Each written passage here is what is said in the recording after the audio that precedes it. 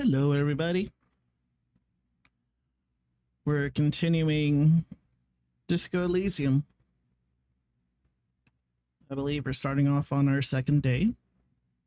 Let's see how far we go.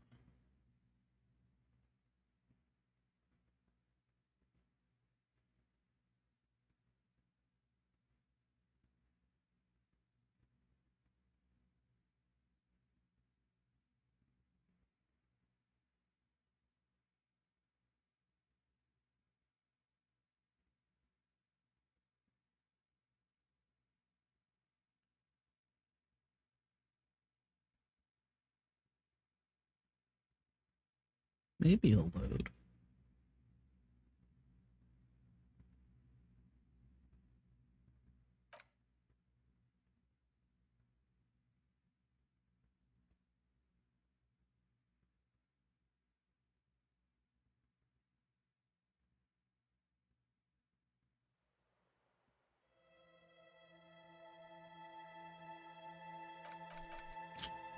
No, it was pretty loud last time.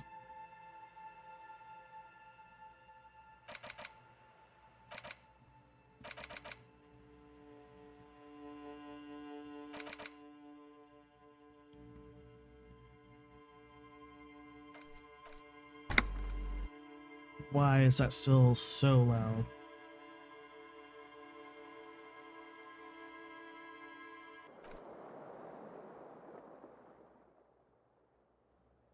The bed is cold and not particularly inviting, but it's yours. The sheets look awful.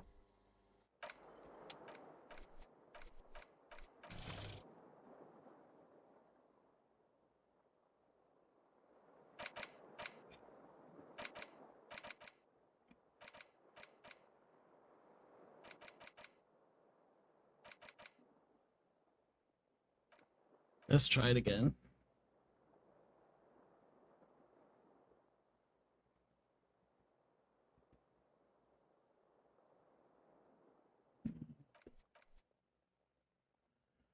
Okay, continue.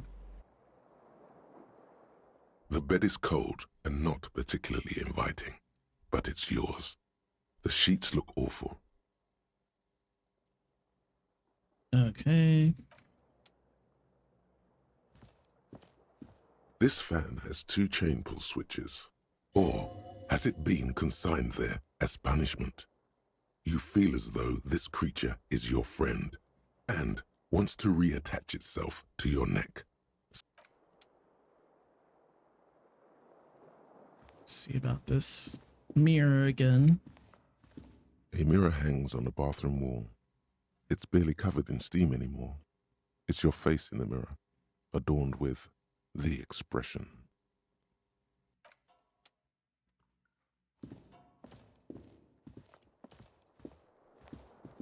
Let's review.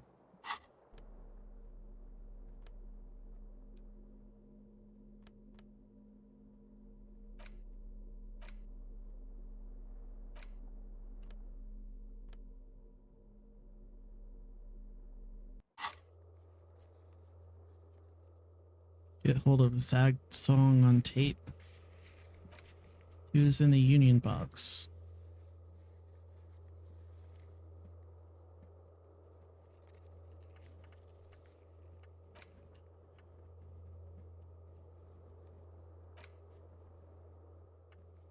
Ask Kuno what he knows.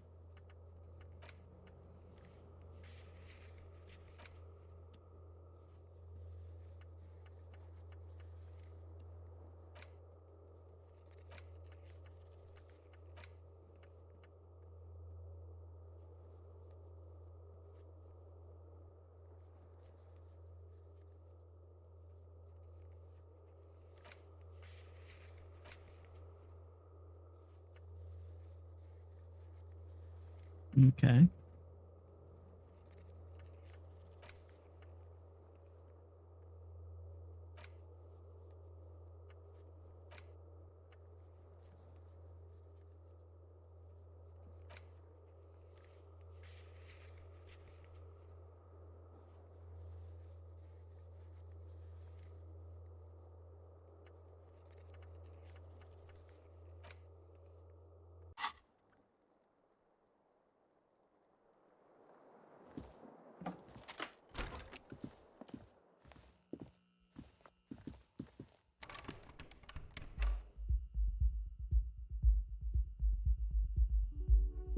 Oh, I didn't sleep yet.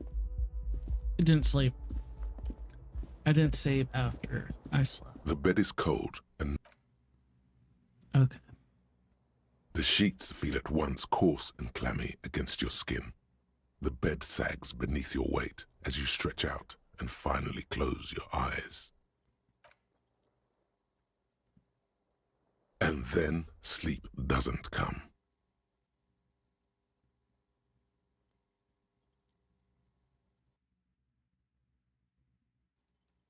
And then sleep doesn't come. Obviously, you're in bed with your eyes closed. Maybe it's the bed's fault. Pull over to the other side.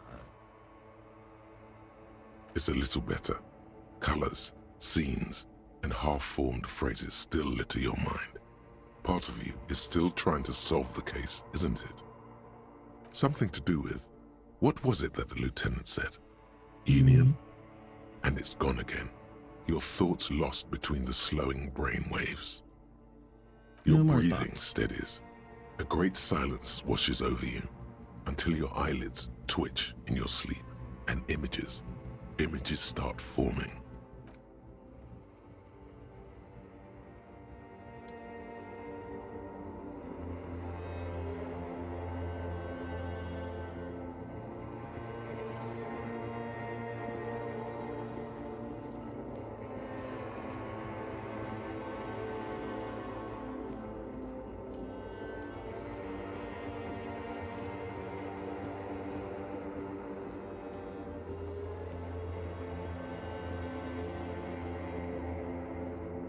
Do you remember the scent of your childhood? I remember Do nothing. you remember your wife's hand on your face? You said who? Do you remember the warmth of her thighs between her legs and in her mouth? Tell me what this is. You know who I am. I'm the bad day. The one where you ask her, and then later in the streets, wandering. It's the worst day of all time, Harry dear.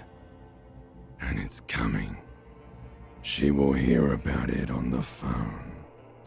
So my name is Harry. Reality will turn into a grotesque nightmare. This will be the last thing you did to her.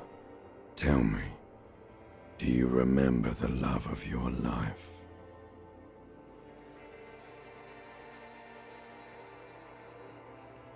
Hyla. Oh no, Funky baby, you stayed.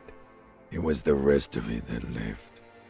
Or you just stood there, with one hand on the bottle and the other on your dick, watching it go. Tell me, where are your friends? Human beings have friends, Harry boy. Where the hell are yours? I can get it all back. No, it's gone. 3 times gone and never coming back. You failed. You failed me. You failed Elysium. What is this? Everything. The pale and the useless. On the surface. The outer magnetosphere. Burning, furious truth. 8,000 years of written history. You really dropped the ball, Harry. 4.6 billion people. And you failed every single one of them. You really fucked up. I've seen No, it you before. haven't. You're just sleep talking. And the act is wearing thin, too. The spots on the disco ball fade around you. You'll be back in those cold snakeskins in no time, sweating up the bed. Stinky boy. You're not coming back from shit. thrashing around in that high conductivity state of yours, bumping into things and acting like a clown. Who are you kidding? My mind is tired and broken. Help me. Help you? Why? I can't hear you. The rest is just a word dream. Jumbled up garbage. The pictures are gone. The bed rises to meet you. A thin sleep-like state. More glass than velvet. Grinding in your head. So something is wrong. Sleep shouldn't be this bad, this dry, this unnourishing. There's something wrong with your thoughts. Some kind of new type of hangover. God, there's another type. Oh yes, party boy, and it's worse than the one before. Just think of the shit you saw. Here it comes too. So soon already. A silent alarm goes off in your head like clockwork, barely let you sleep at all. Time to get those clothes on, Harry. Time to go to work in the shit factory.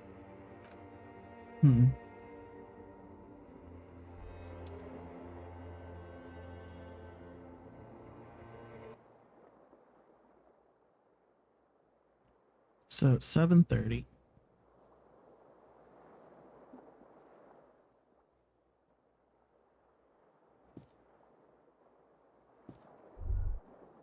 Good going, buddy.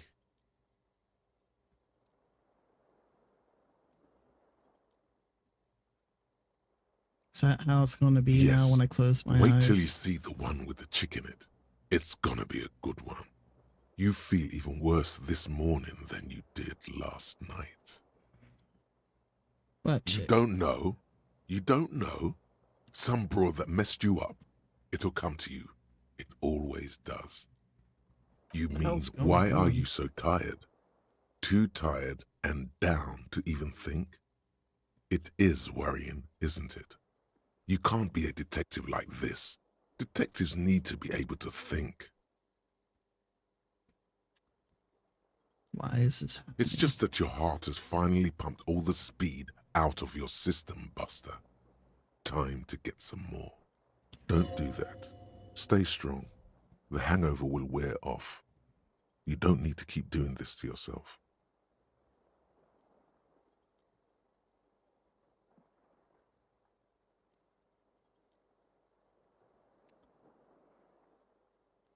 What is Speed is a potent central nervous system stimulant.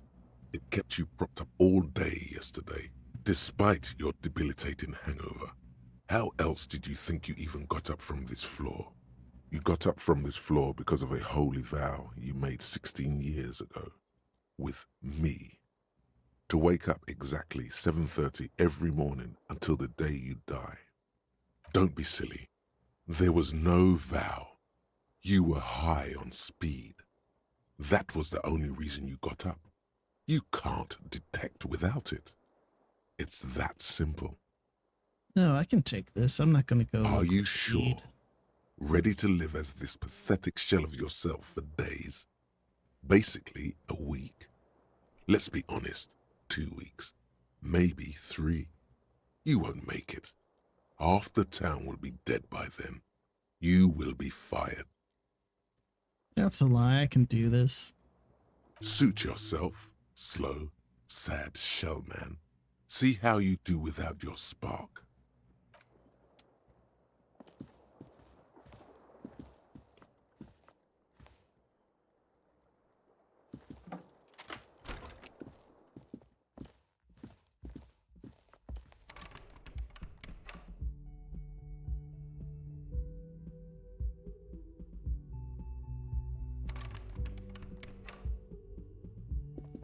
Probably already up.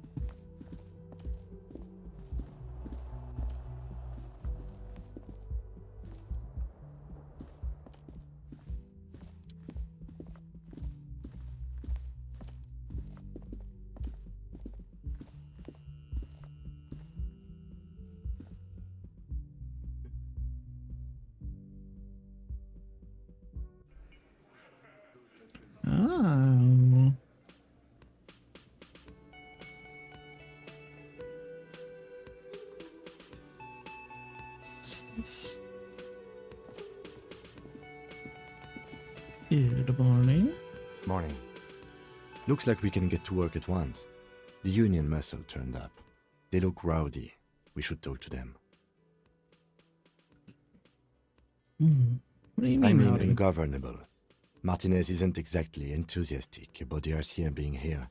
They prefer to be policed by the union. These men here, men who drink beer for breakfast, there's talk of an armed wing of the union called the Hardy Boys, who are responsible for state policing. I think it's them. I completely forgot. Sorry, I had a rough night's sleep. It's them by the looks of it. Loud and nasty, just like the manager said. One loose thread less to worry about, and one big problem to replace it. One more thing before we do. We don't have to talk to them immediately. We can walk right past them, continue with our business. But aren't you curious to know what they have to say about the murder? They're in no hurry to leave. They think they own the place. Anyway, I leave that choice to you. Whatever you decide is fine by me. Well, let's talk to Gart. Can I help you? Here's a trash container. Thanks. I hope you found what you were looking for. I found the How victim's clothes. strange. I certainly didn't put them there. Who else has keys to the trash container? The trash collection service? CS Municipal. I don't see why they would put anything in the trash, though. Ah, the elusive CS Municipal. I doubt we'll be able to track down who was sent here last and when. This will have to be one of those little threads that solves itself down the road. Thank you anyway.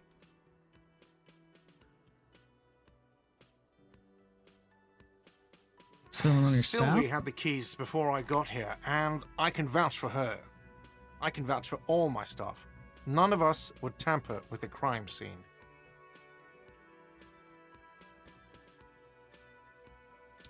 All right. Yes?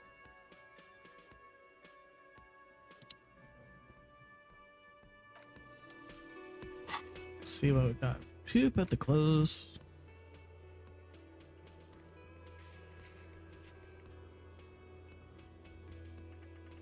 Thought I already asked Kuna.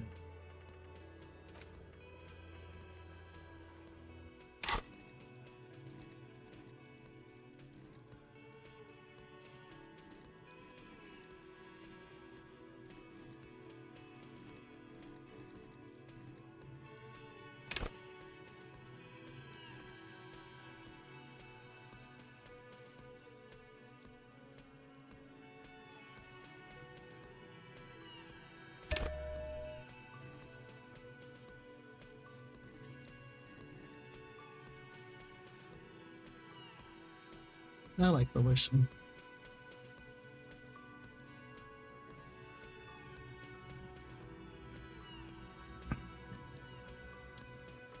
I don't think I can. Oh, I can. I'm gonna revert. Oh, I can't.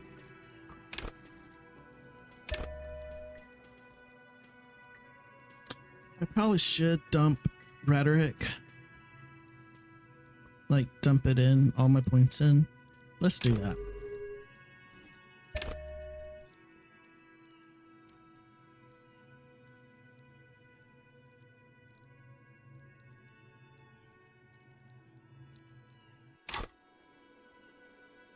Let's talk to Miss Just Lady. a moment. And there's no public phones nearby? The closest phone booth is down the coast. Sorry for the inconvenience, ma'am. It's fine, I understand. Thank you anyway. I'm glad to see you again, dear. The lady is distressed. Perhaps something more upbeat might cheer her up.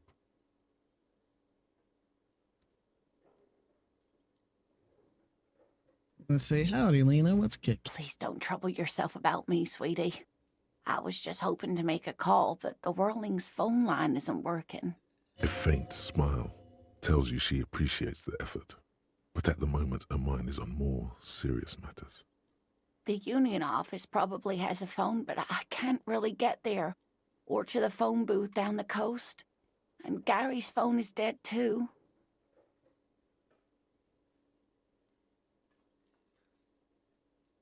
Why you need to To use let the phone? the young woman who's house-sitting for us know that we may be delayed. Morel, my husband, and our friend Gary were supposed to get back by Monday night. But they're still missing, and I haven't heard from them. Oh no. I was also hoping she'd heard from Morel. A little missing persons puzzle might just be the thing to take your mind off the hangover. Okay, I'll bite. Has your husband That's gone just missing it. before? This isn't like him at all. He always plans his expeditions so carefully. But you have more important things to worry about. More important than a missing expedition? I don't know. Expeditions often lead to something interesting. So what's your Just some expedition field about? work, sweetie. Morel is a highly trained scientist. He and his assistant Gary are studying an extremely rare species of insect. But they should have returned by now. They were just going down the coast across the water lock to set a few traps. He said they'd be back on Monday. What could be keeping them? Who's Gary? Oh, sweetie, it's nothing like that. Gary's as loyal as they come. I trust him with my husband's life any day. Are they in a rough neighborhood? There's a nameless old fishing village nearby, but we've never had any trouble there before. There is a lot of crime around here, isn't there? I can't say it's the best part of town, but I wouldn't worry too much about a pair of grown men traveling together. The lieutenant doesn't want to agitate the woman. Do it. Find her husband. This will surely lead to a cryptozoological mystery with that extremely rare insect. Some fringe science is exactly what's needed right now. Spice up that vanilla murder investigation. Yeah, I'll accept Are you task. sure we have time to go chasing after bug hunters just now? I did suggest we play it cool, but...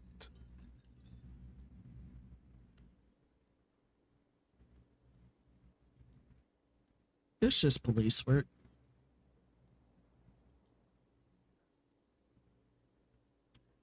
It's just a little side thing. If you say so. Oh, thank you, officers. Truly, I'll be right here if you come across any sign of Morel. Right. So was your Oh, husband some yes. kind of...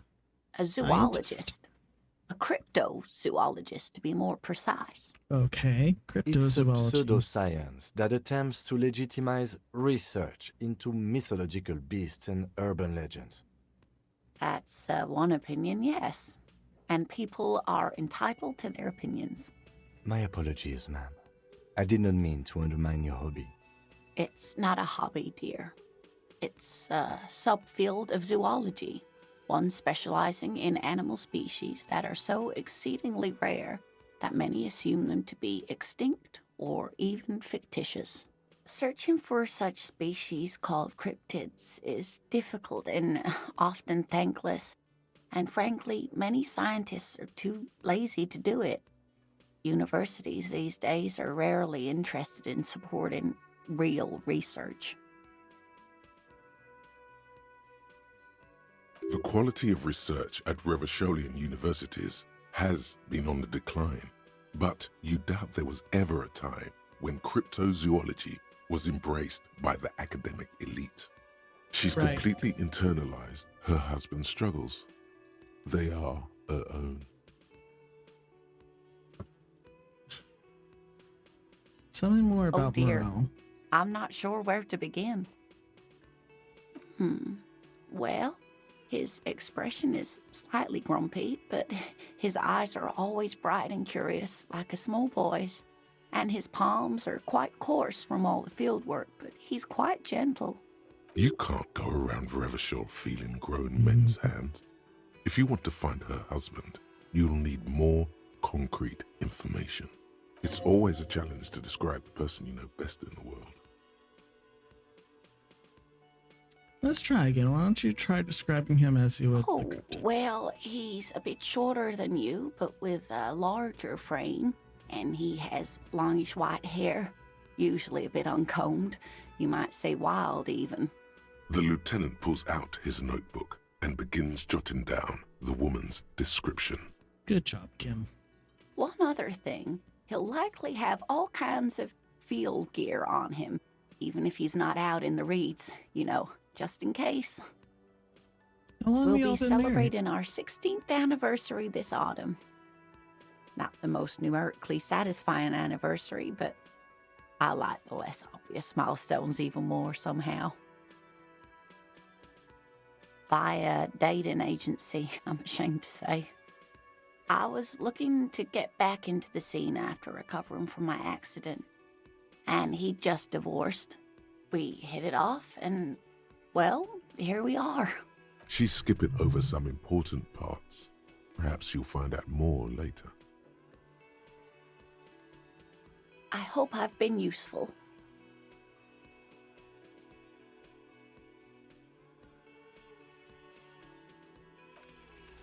Sometimes the most charming thing you can do is be reasonable in your requests. I Can you tell suppose me you about could use a one break, interesting and cryptid? I could use a distraction. One cryptid, like you said. One. This can't turn into some kind of cryptid extravaganza. We have things to do. All right, Kim. He nods and assumes a waiting posture. Ooh, tough choice there. What's the most dangerous?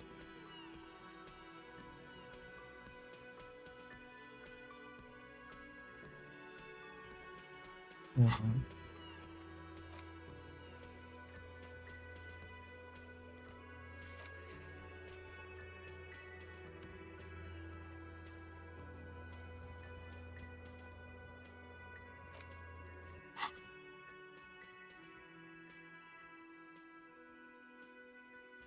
Is this the cryptid on the pen you gave me? No. What's the most The dangerous gnome cryptid? of Jeroma. The gnome of Jeroma. Doesn't sound too bad. It is. None of his victims survived. Grieving relatives never even found their bodies because the gnome's venom dissolved organic tissue. Oh. It was reportedly a small creature with webbed fingers and a protruding forehead and a gangly little thing. Quite scary to look at. A couple of campers found it when it was already dying. They heard an odd wailing in the woods and followed the sound. They were scared and wrapped it in tarpaulin to suffocate it. It still took the gnome of Jeroma an entire day to die. If the body of the creature was found, why aren't there detailed illustrations of it in science textbooks, confirming the existence of this very little species? Alas, the first scientist who got his hands on the creature's corpse put it in a jar of formaldehyde, thinking that would detoxify the gnome's venom. Instead, all the venom leaked out of the creature's teeth and into the surrounding liquid, dissolving the creature itself. A poetic end, perhaps, but a real loss for science. Alas, always alas, and then it was gone. Isn't that overly convenient? No point in being mean to her. Well, that's a good Sure. explanation. A perfectly good explanation. It dissolved in its own venom. Go on then. Ask about more gnomes or whatever. Hey, you promised you'd only ask about one cryptid. All right, all right. He nods approvingly. That's all for now.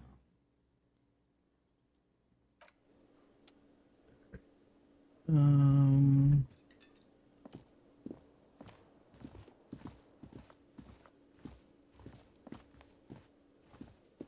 Talk to this guy. Oh, the capitalist.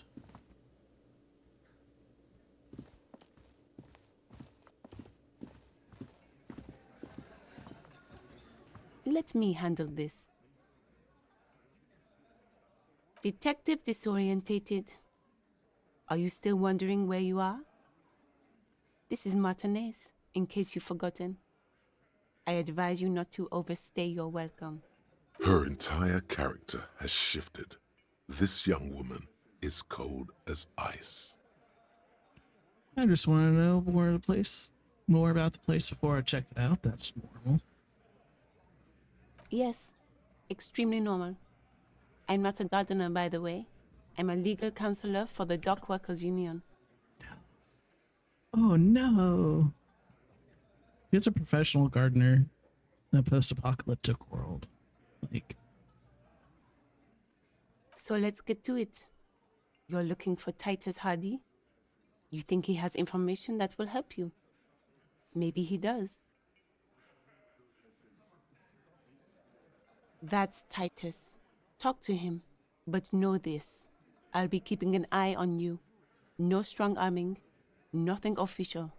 The District of Martinez does not recognize your authority to make arrests. It doesn't matter if you recognize our authority. We will make an arrest if we have to. She says nothing. Her glare speaks for her.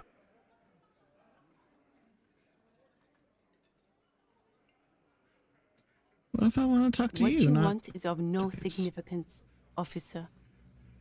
Don't test your authority. In Martinez, you are no one. Okay, what's your Like I role? already told you, I'm a legal counselor. Do you have hearing problems? Oh, I should talk to Titus then.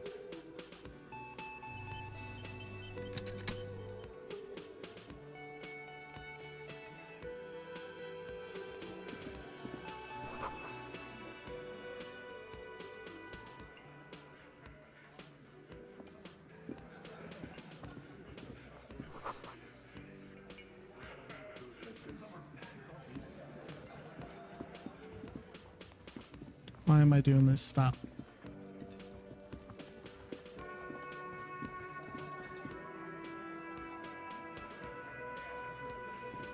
This is where you say your bit.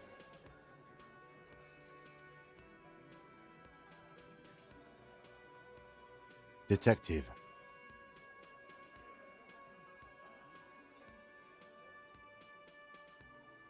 Hey, dipshit. You hard of hearing or something? The boss man's talking to you. Do not let their squeals disturb your serenity. These are but simple peasants, sire.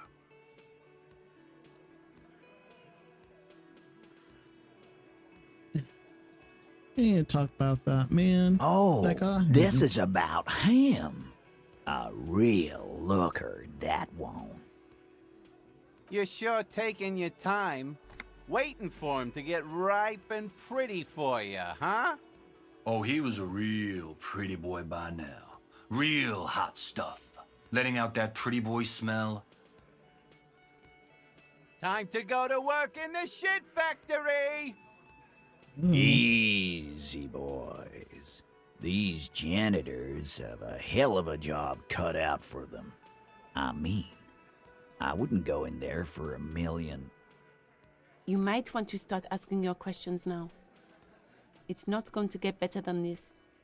These guys are so macho, they're ready to confess to first-degree murder. Ask if it was them. I'll just scan the room. No. I's here. You got business with my boys. You got business with me. He understood what you were doing, taking inventory of them. Now watch the other guys fuck it up by falling out of line. Yeah! You fuck with the Hardy boys, you fuck with Titus Hardy! Yes, falling out of line to please him. This is the best kind. And now this guy is going to... Relax, Dennis. No one is fucking you yet. A plectrum. What's a plectrum? use it to take a dig at his friend. Floodgates open. Yeah, Dennis, calm down. No one's fucking you, you stupid fuck. Let Dennis enjoy his fucking, man. We don't mind. You notice gang tattoos. The man must be from either Mesquite or some Missouri. Ceramazerian.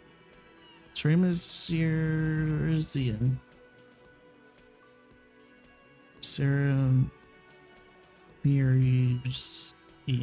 This one knows how to keep things going. He's a hothead, but not one to be taken lightly. The last one is a bit of a black sheep. Yeah, you're not even being fucked, Dennis. That Angus. Easy, fellas. We got company. Let's see what brings the cop around. Too late. You already got a pretty good picture of these guys. You can use this. Fucking say something already! The pretty boy. You guys really love talking about that pretty boy. Gay or something? But my partner and I have a serious matter to discuss with you. Why is there a container belt around his... Container belt? Like we use in the harbor? Yeah. Why? Because we took it from the harbor where we work. Then we went out back and used it to hang him. We did this together, all of us, until he was dead. That's why there's a container belt around his neck. So you just confessed to murder. Goddamn right. No. These 7 honest men have equally come forth. They told you what happened so that you don't waste any more of your time. All 7 together. They're diluting responsibility. It's an anti-arrest tactic.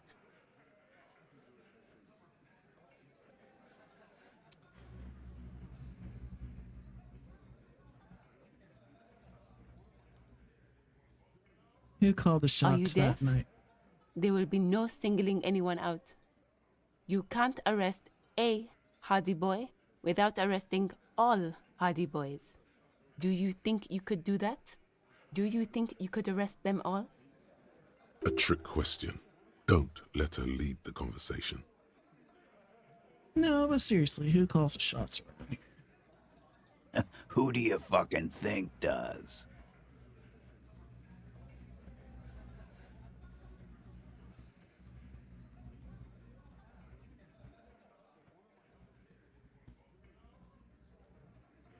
Ooh.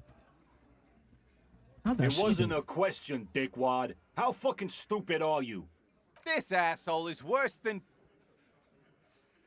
Titus runs the Hardy Boys, genius. That's why we're called the Hardy Boys. Ain't that right, fellas? I think you got your answer, Mr. Law. Yes, there are some administrative differences. But on that night, they all acted as one man.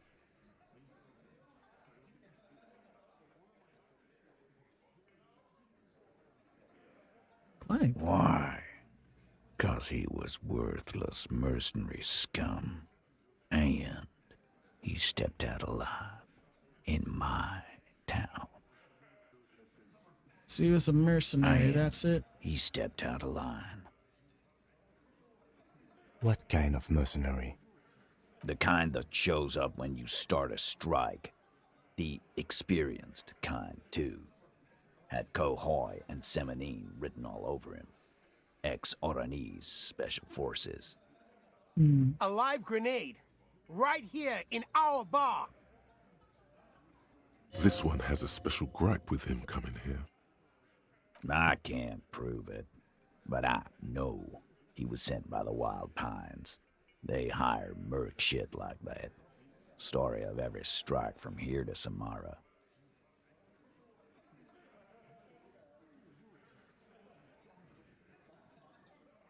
Right, but what did he Wrong. actually do? He harassed women, raped one, harassed workers, threatened to kill some as a warning. From rape to harassment to threats of violence. Why the strange de-escalation? He regrets mentioning it. Hopes you didn't notice. To kill us all, if we don't open the gates, if we don't let the scabs in, if we don't bend over. And that was before he started coming here. Yeah, he said it was his favorite joint now. Started coming here every night. Drinking, grabbing girls. Grabbed one of ours mid-karaoke, right there on the stage. He grabbed someone? Yeah, this girl's on the mic. A beautiful girl, young. Gets into the second verse of Lover Lake. The fucker grabs her legs, starts screaming. Show me your cunt! Why don't you show me your cunt? Then, he gets knocked on the head with a wine bottle. Doesn't even fall down.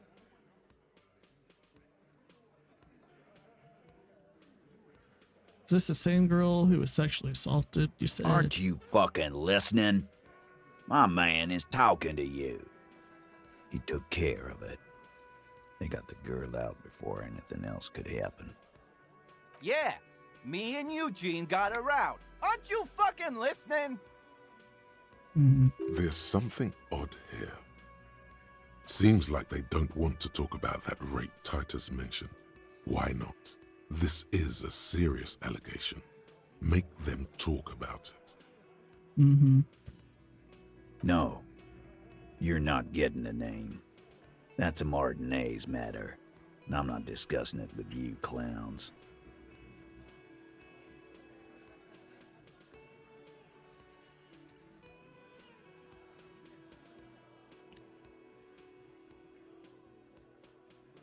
You don't have to keep answering his questions.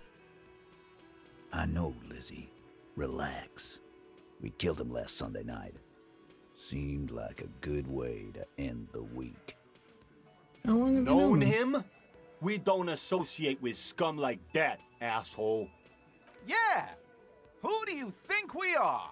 Quiet. He came around about 3 weeks ago when that Pines cow first sailed into town. Happy? By the Pines cow, you mean Joyce Messier? The representative for White Pines? The same company you are striking against? No. I mean the Pines cow. The stupid-ass cow they sent in to fuck us over. But you know what? Why don't you ask her about the pretty boy? I'm sure she has interesting things to say when you ask her hard enough. That's enough insinuation for today, Titus. Officer, your interview is drawing to an end. Don't waste your last questions.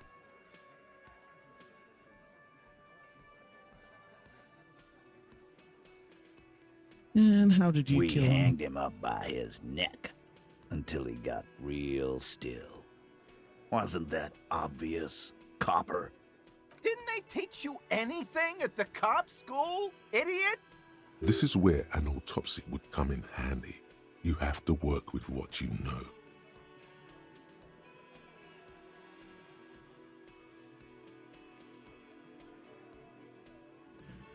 You need more. Did he muffle him? We haven't heard any reports of screams.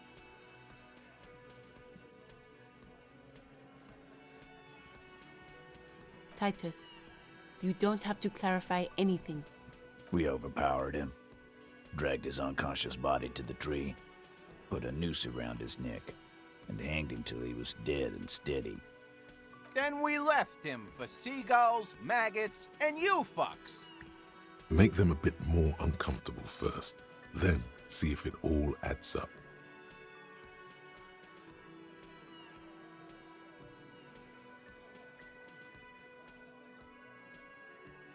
That's very low.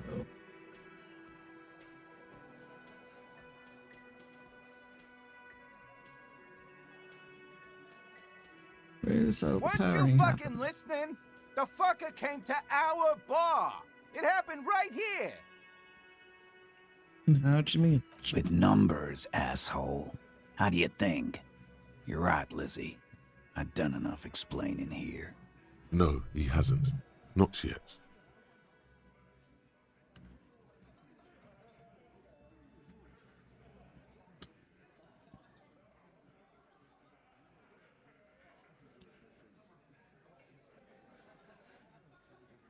Like what, Copper?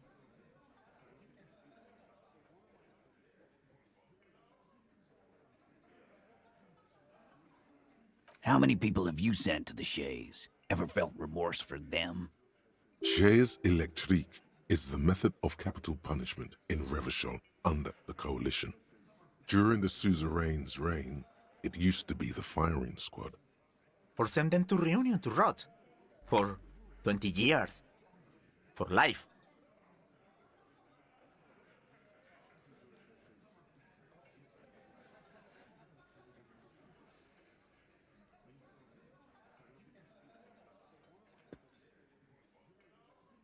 Wild card, right? Honestly, I drink so much I can't remember anyone I've sent behind bars. Doesn't remember them. He just forgets. Are you hearing Stupid this, cop. Titus? Bad cop.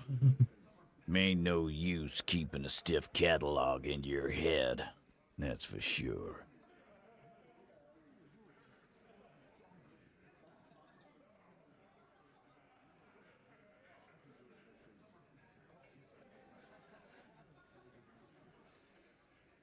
Nothing.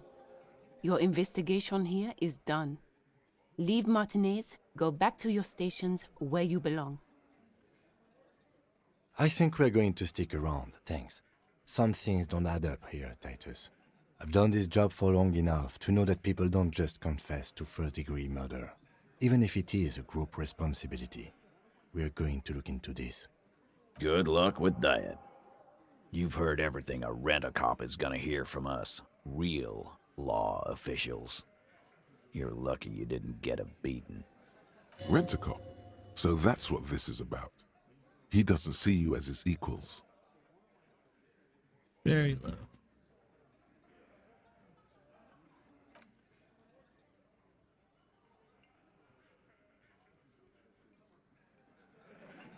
All right.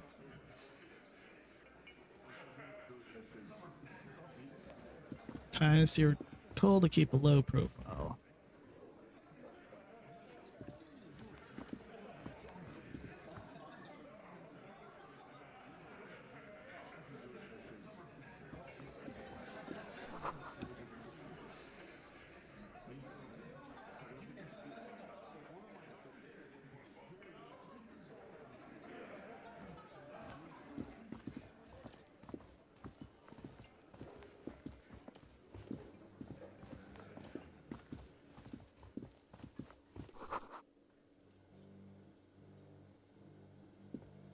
The man ponders his cooking utensils and gives you a little nod, acknowledging your presence.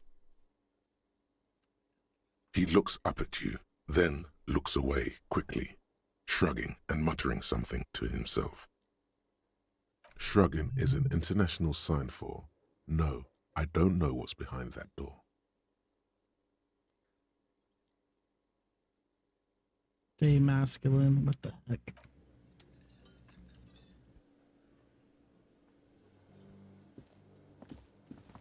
You see a heavy steel door.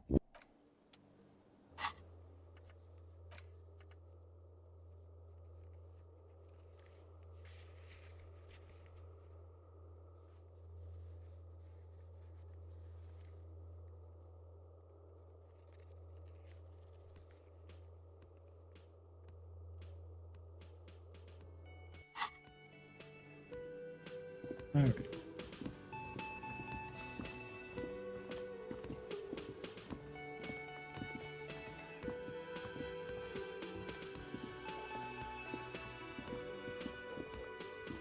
Actually, that's Yes?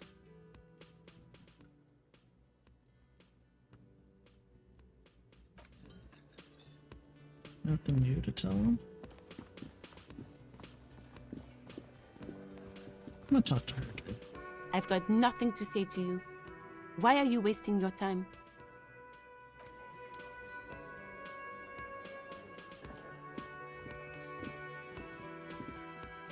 So need what's her name to down the body.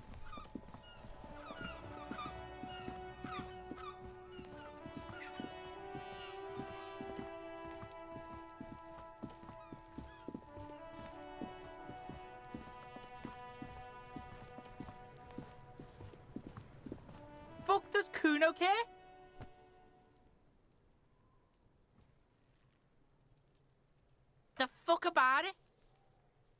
Kuno doesn't give a shit about the armor.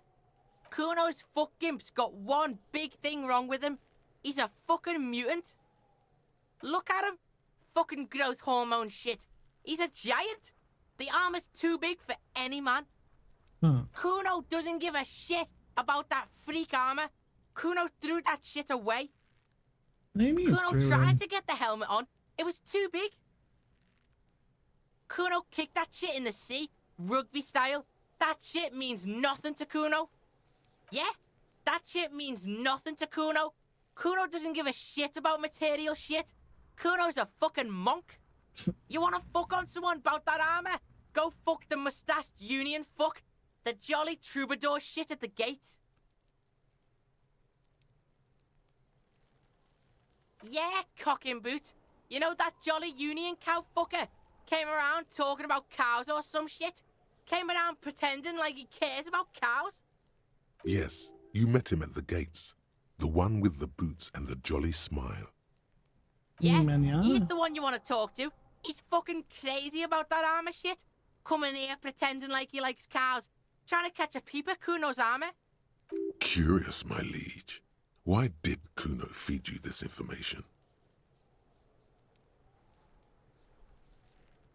Yeah, Kuno's doing charity today. Kuno Day. Kuno feels sorry for you two loser pigs. Kuno's doing pity now. Still, seems suspicious. He may have it in for that guy. Or you may be paranoid. That is also a possibility, sire. Just a couple of pigs sniffing around in the dirt. That seems pretty fucking suspicious to Kuno. Yeah, you tell the faggoty, Kuno. Looks like you're a faggoty now. Whatever that means. The suspicious question doesn't really work in antagonistic situations. You're testing Kuno's patience. Get lost,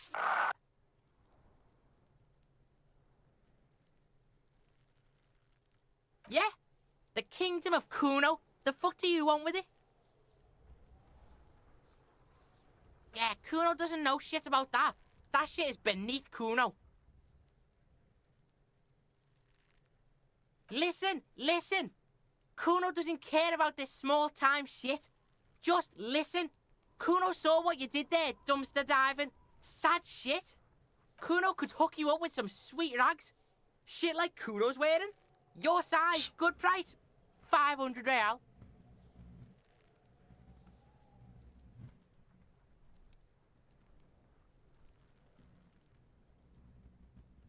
What's so great These about are Kuno found fits? modulars. Liquid fit, performance crotch, urban survival shit. Made in Mirova by scientists. Pants scientists. Believe it, you need this shit. Coach Physical Instrument endorses these pants. They are tartan ready. They will also make you into an idiot.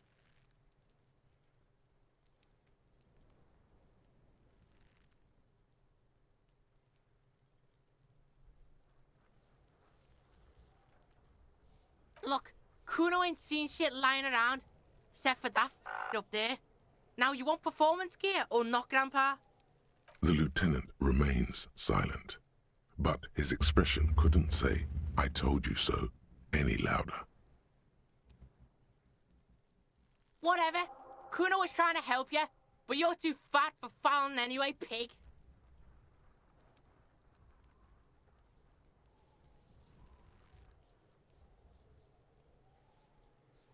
The fuck? A mug in the trash? Is this about the fucking clothes again?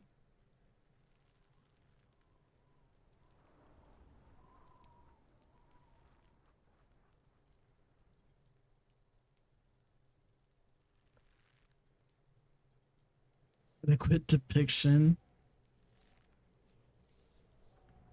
Yeah, Kuno sees where this is going. Kuno's got that fast brain. You saying you pigs are after the mug fucker? 'Cause he's the clothes fucker? I can't hear you, Kuno. Speak louder, Kuno. Shit, that's tense. Someone's going to the beat-down basement, huh? Mug guy gonna get tied to the radiator. Kuno doesn't know who put that shit in there. And if he did, he wouldn't squeal. But if you find out, maybe you can... Tell the Kuno who it was. He's curious. He likes putting 2 and 2 together here. Stop turning into a pig, Kuno! They're trying to get you hooked on the snitching! Get away from my Kuno. Yeah? Get your bacon shit away! Kuno doesn't like to be seen with the popo. Get your shit done and out of Kuno's face. Dunno. Kiptas gardener used to work there. Kipt is a pejorative term used to describe people of South Seminese or Areopagitic descent. It used to be a common first name among the Areopagites of Ilmara. Not so much anymore.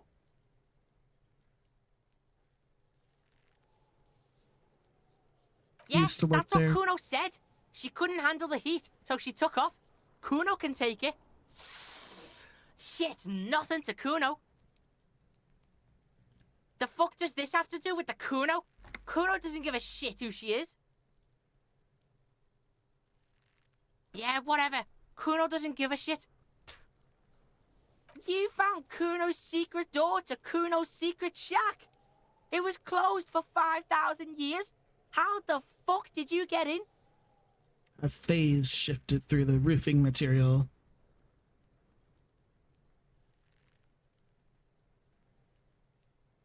Shit. Get the fuck out of here. You can't do that. He can't do that, Kuno! He's trying to fuck at you again! Pigs can't displace. Can't do that teleport shit. How did you like it in there, pig old boy? Kuno's got a lot of cool shit there, right?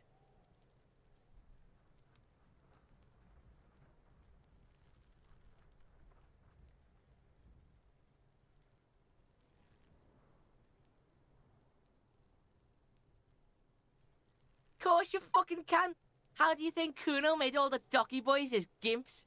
Just got a fly pig. Kuno knows. Kuno and C saw you shit yourself. It's okay, pig. Not everyone can face the fear Kuno style. That's all there is to it then. Don't be a pansy. Just jump. Is it? You got pretty fucked. Kuno's surprised you've still got your head after all that. After all, Don't what? sweat it, drunk pig. Kuno will keep your nasty secrets. Kuno's not snitching. Yet, that conclusively explains how the coat got up there.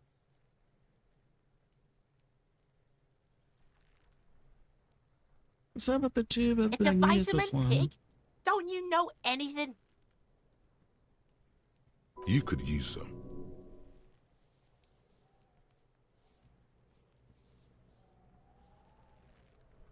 Yeah, whatever. Okay, whatever. You fucking need that shit to stay on top of your game. Kuno grows through like a tube a day, and you look like you could use a bottle. Oh, don't teach him, Kuno! He's gonna use it against you, Kuno! It's just magnesium. Don't You're not mystify getting this, it. pig. It completely takes away the hangover. It's like you didn't do anything. Like you stayed home playing with your choo-choo. Fuck you, pig! Don't do mag! You're gonna OD and you're gonna fucking die! That's with the Oh, pig that? head. Kuno decapitates pigs. That's just a Kuno demo tape.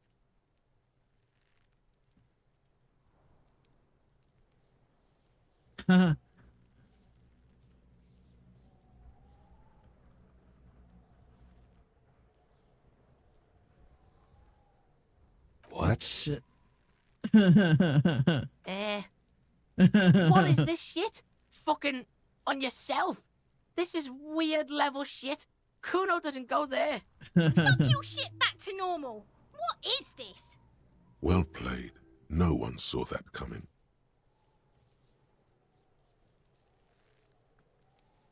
That's where Kuno gets his daily hit of electric. Kuno Shazam. Kuno rides the fucking lightning in there, pig. Bet you'd like to ride the lightning too, wouldn't you?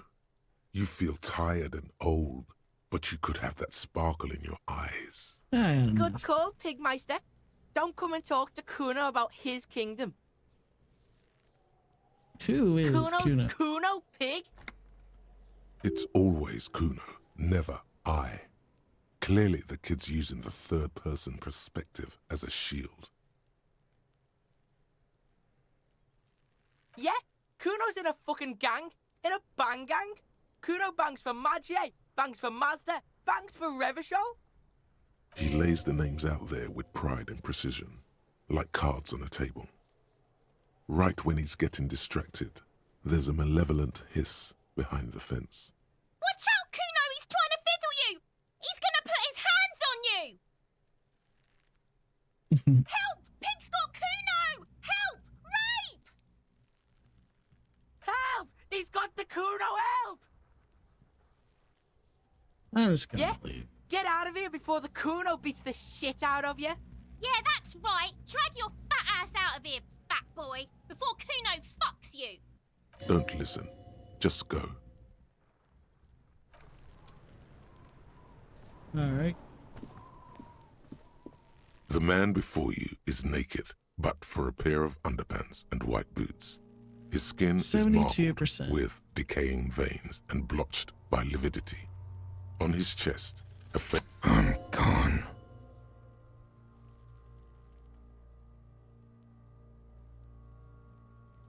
I'm a joke. Look at me. A killer. A motherfucker. And a killer. Go ahead, Cobo. Into the wild pale yonder. In the past. Way out in the west. Oh. What do you mean? It's the power of your imagination. Go ahead. Ask me more questions. You fucking love questions. I hate you. You stink in your Do I remind you of someone? a giant born with Muller's disease, harlequinism, grown up miraculously.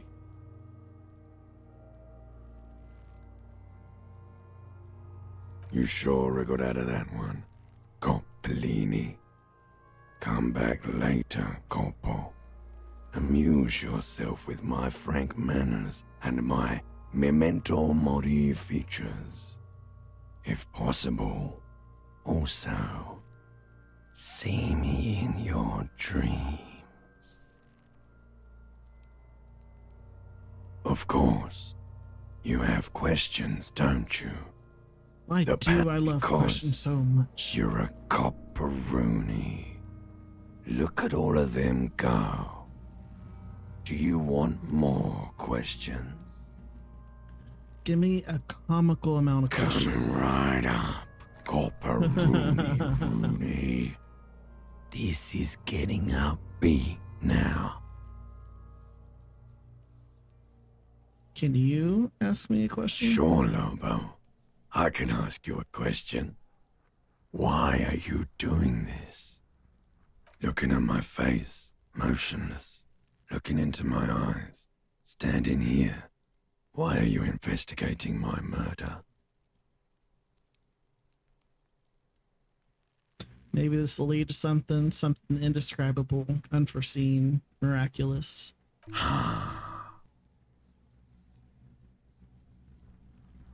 Something is on its way. Something hidden. It's coming. A miracle from the northwest, and it's almost here. You can feel it in the air, on your hands. The cold spring air smoothing them over. Love did me in, Brother Copo. It was love all along. Because you have. Fuck no. You're no Rooney. Between you and me, your name is probably Harry.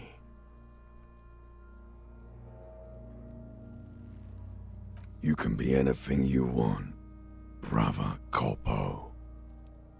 Come back later, Copo, Amuse yourself with my frank manners. Alright.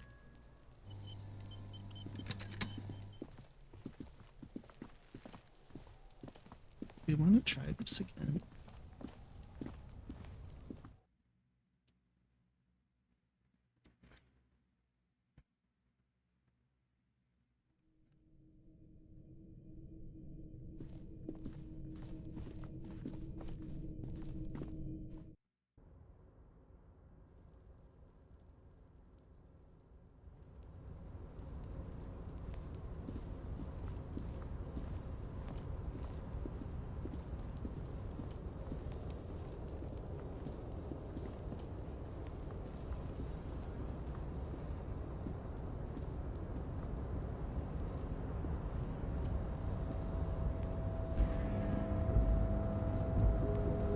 A tarpaulin cloak is still caught on the railing. No one has claimed it for their own.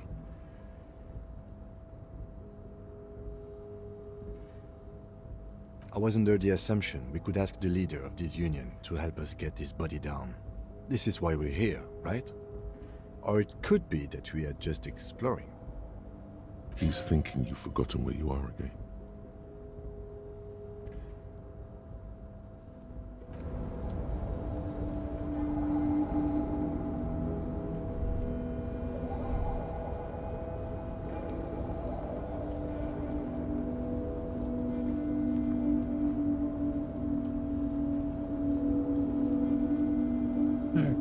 What else do we gotta do?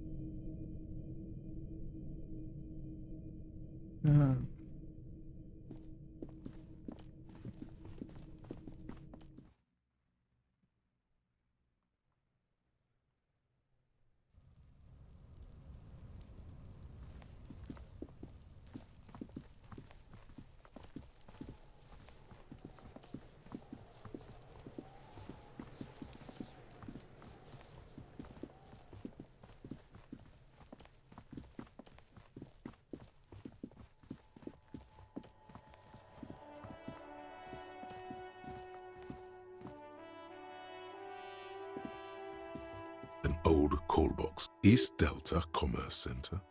This must be the name of the doomed commercial area.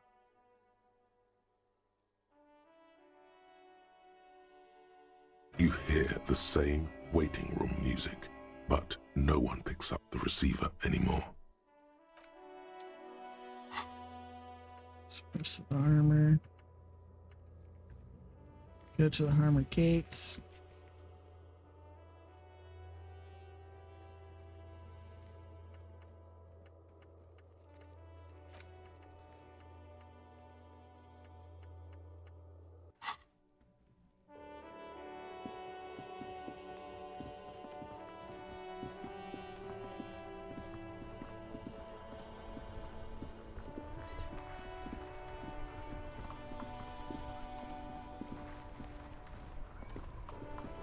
Inside, you see a set of steering levers, a radio microphone, a pull-out toolbox, and...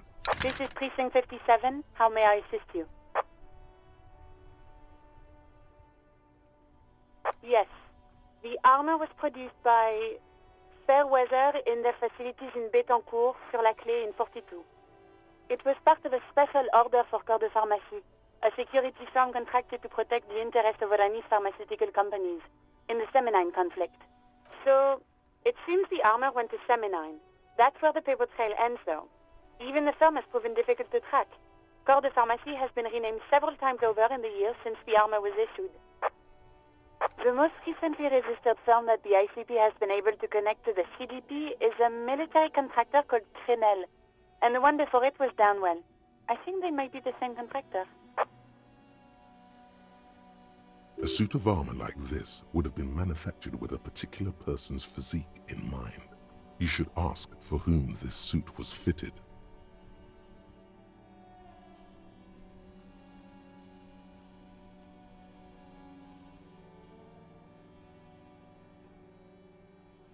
Yes, but the ICP tends to be reluctant to share private sector records.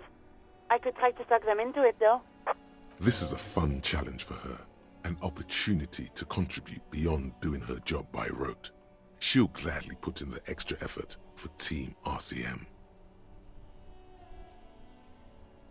Glad to help. Call back tomorrow. Hopefully I'll have more for you then. Just a second, officer.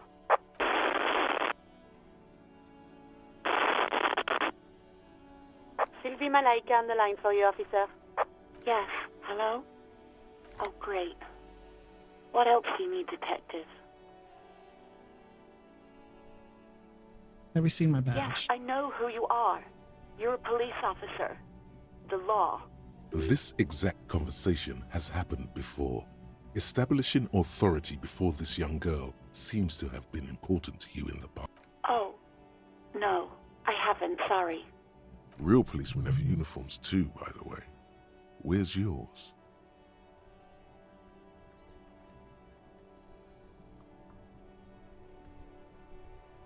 Right. It's better to not ask too many questions, lest people start thinking you're a cop or something. Please, no. Not this again. Everyone saw your cool gun, detective. You were trying to impress some people with it. Everyone was eating and... What did I do? You were waving it around in everyone's face, begging them to describe it. You said it calms you, and then you started making suicide jokes. Oh, shit. It got pretty graphic. Oh, those again. I have been trying to wean you off them. You know, when you put your gun, your actual gun, on your temple and pretend to shoot your brains out, off of that, people don't like that. I remember this. You were screaming things like, "My brains are all over the wall, painting them red. I won't be seeing it, 'cause these are my brains. I can't see without my brains." Very nice visuals there. Wow. Some poor sod was trying to eat his pudding while you were screaming, spit flying, imitating the mercy shot right next to him. Spat some in his food. I don't think he touched it after.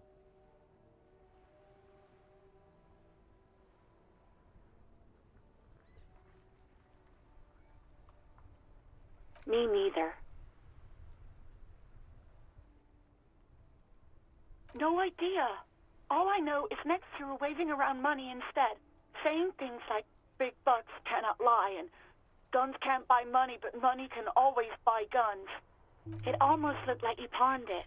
But believe me, I did not ask. I think I got everything I need, thanks. You hear the call breaking up on the other end of the radio, and then the already familiar voice. Anything else I can help you with, officer?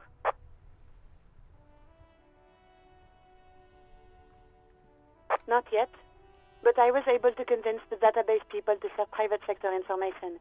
They promised to get back to me by tomorrow morning. Do you have any other questions? No. 57th, over and out. In the cabin, you see a set of steering levers, a radio on a hook, a pull-out toolbox, and...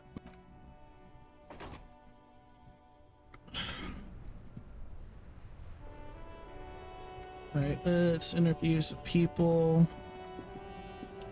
We've talked to this guy. Oh, wait.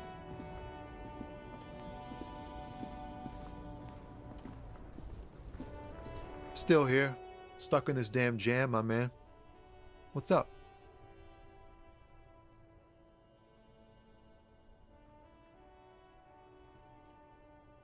Have empathy, don't I?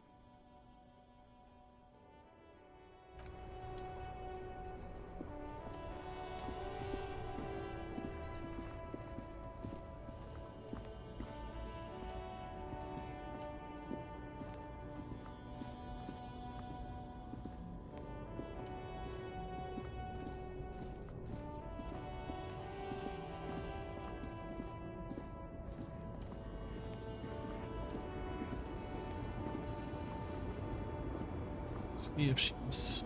The woman is still hunched over the...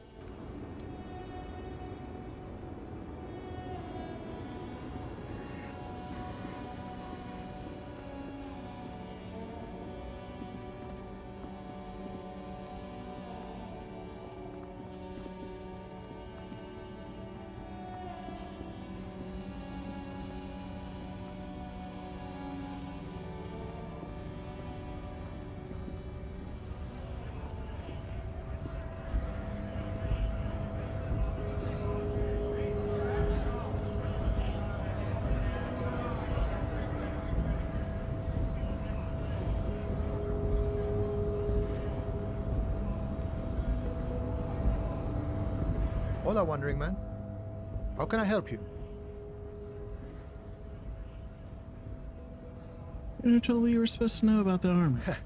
The little boy had the good on his promise. To get me into trouble. To sick the pigs on me, pardon the choice of words, not mine. What happened? I was asked to look into that armor situation. Official Union probe, you know. Track it down, see who took it. Did you? At first I thought, why not? Maybe the pieces can feed the strike. Buy us a few more days under the sun, you know? So I went to this boy. He said he'll make me his prison bitch. He's got eyes everywhere, the cops in his pocket, and he's the king of Jamrock. Serves me right for doing menial footwork. I dropped that probe right then and there, and it still got me into trouble. One bad move is all it takes.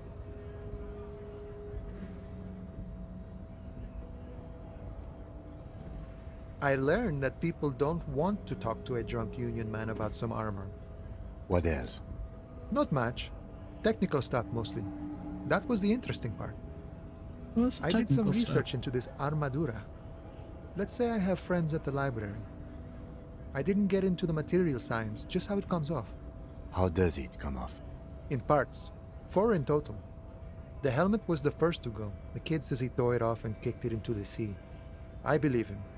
The boots were still on the guy last I saw. Too hard to remove. So, as I count, there are 2 parts missing. The gauntlets and the cuirass. This is where I left off. Too much hassle.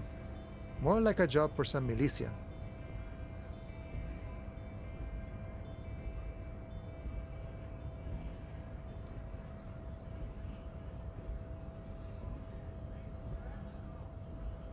Oh, they're just gone. They don't exist anymore, if they ever did at all. Forget about them. I did.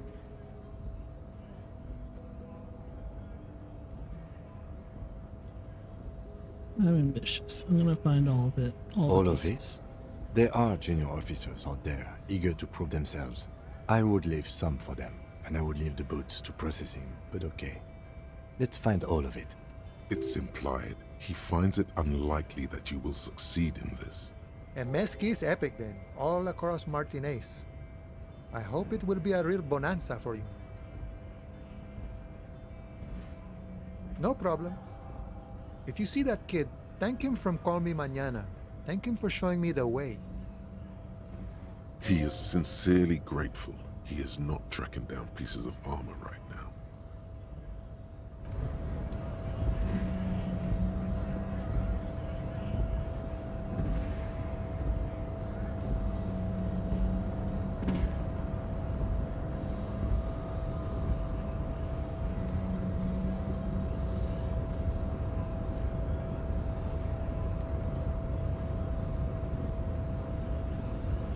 The unpromising race pupil returns.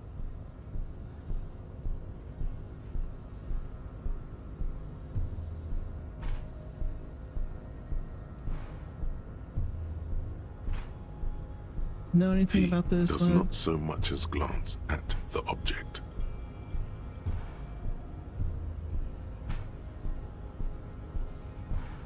Just your kind of Stop showing me your pathetic cup. I have no interest in it. He had nothing to do with it. So why are you not with the Hardy Boys? I am not the first line of defense. I am the last.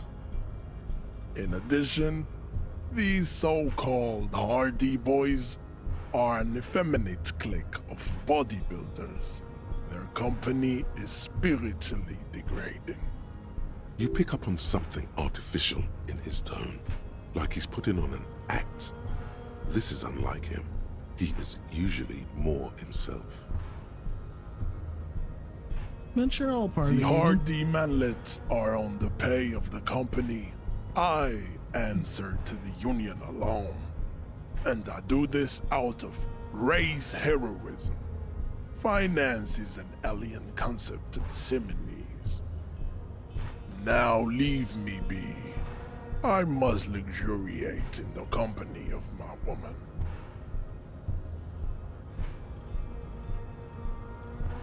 Yes, it was probably nothing. And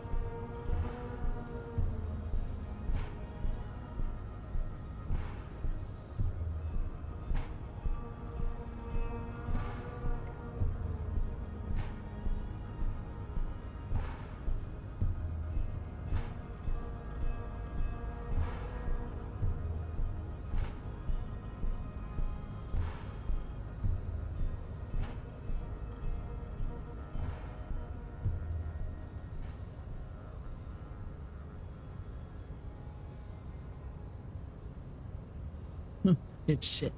Get me into the fucking harbor.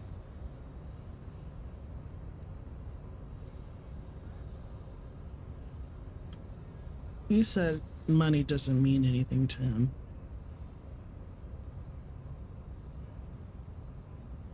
It's just something you shock people with, liberal and progressives. It's whatever you want it to be. It's free association, language exercise, degenerate race hero.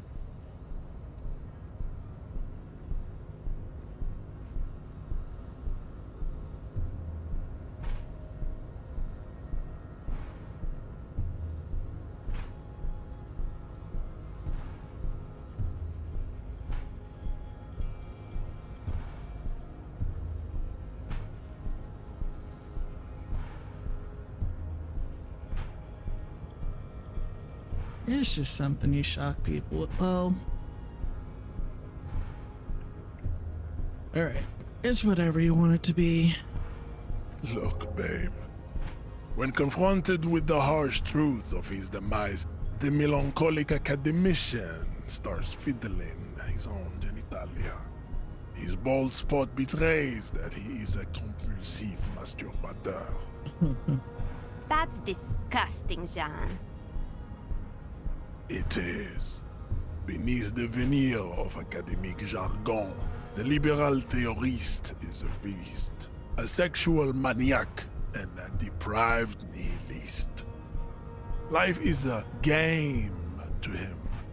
Words are meaningless.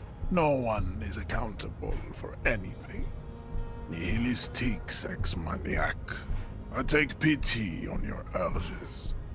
You clearly want to enter the harbor bad, like a little boy who wants to go on the potty.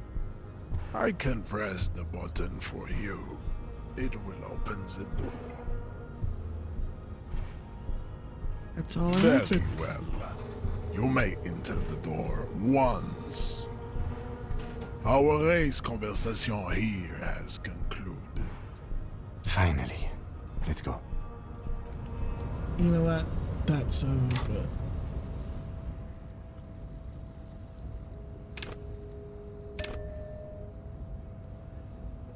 Okay.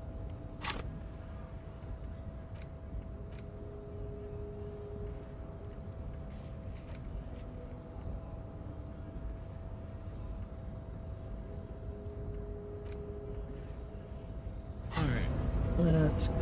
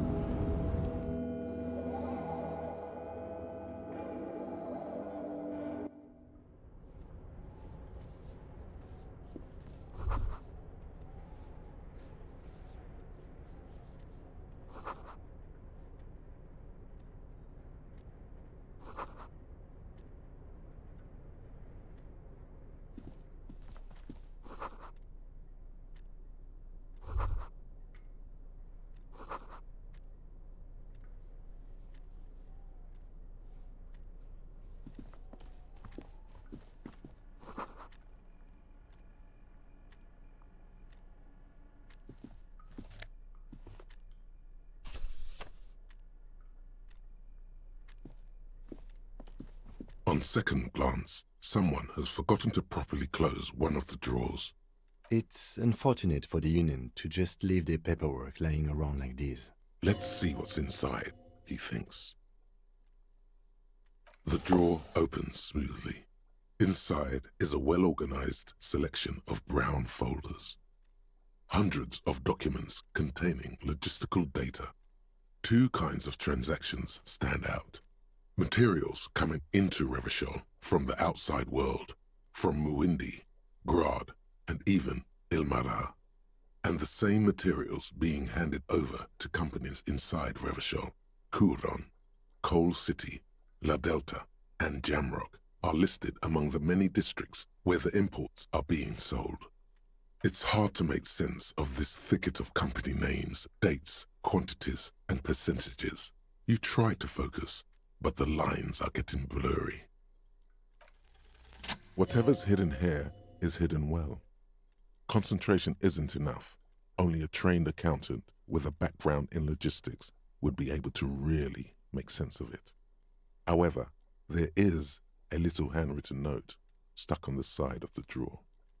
It appears to be a to-do list written in large, uneven capital letters.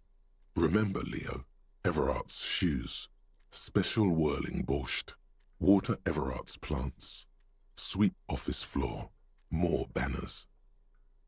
All items on the list have been crossed out and the note itself is crumpled. Everard Clare, probably, the head of the Debarders Union. One of his aides must have left it. Nothing incriminating here. The special borscht seems a bit odd in the list. Remember, Leo, Everard's shoes, special whirling borscht, water Everard's plants, sweep office floor, more banners. All items on the list have been crossed out and the note itself is crumpled. The drawer slides shut smoothly.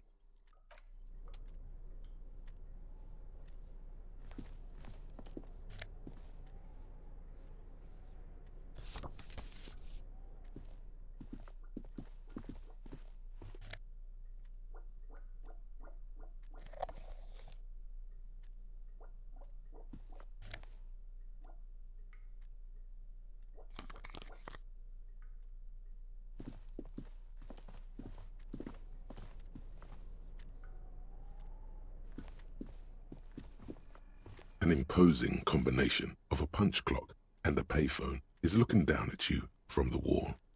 A note on the side says, "Tokens unavailable due to strike. Use change."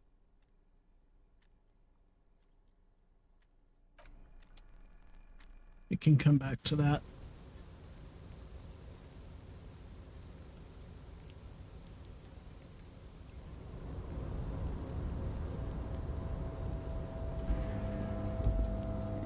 The tarpaulin cloak is still hanging. As your fingers touch the tarpaulin, it almost feels like the cloak wants to deliver a message of comfort through your fingertips.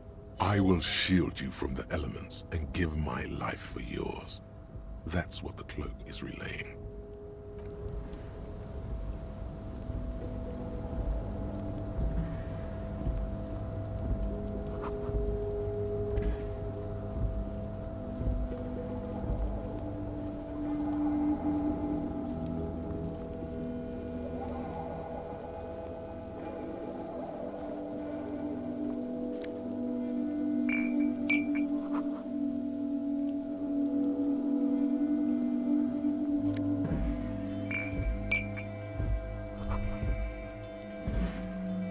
Numerous empty wine bottles glisten in the rain.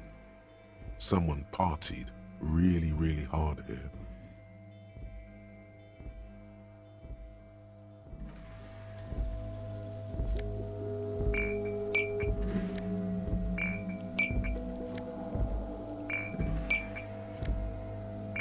Get out of my way, Kim. I gotta collect bottles.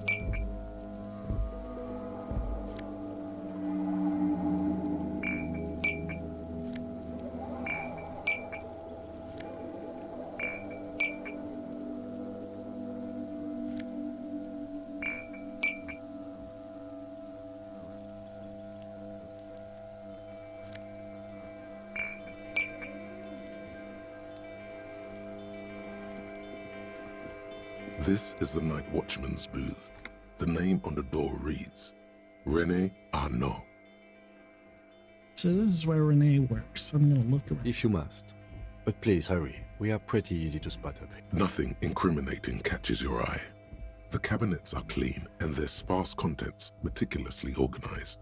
There's a framed photograph on the table. It's a black and white photo of a young couple out in a street fair. The man, René, is dressed in a Royal Carabinier uniform. The girl is young and very pretty. She is smiling playfully at the camera. René looks like he's about to smile. This photo must be tied to some good... Why did you take that picture of René?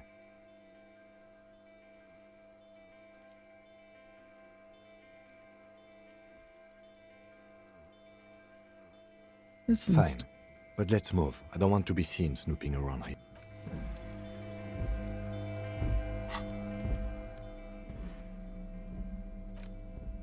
The front of this quarterly journal features a large satirical portrait of the late King Friesel.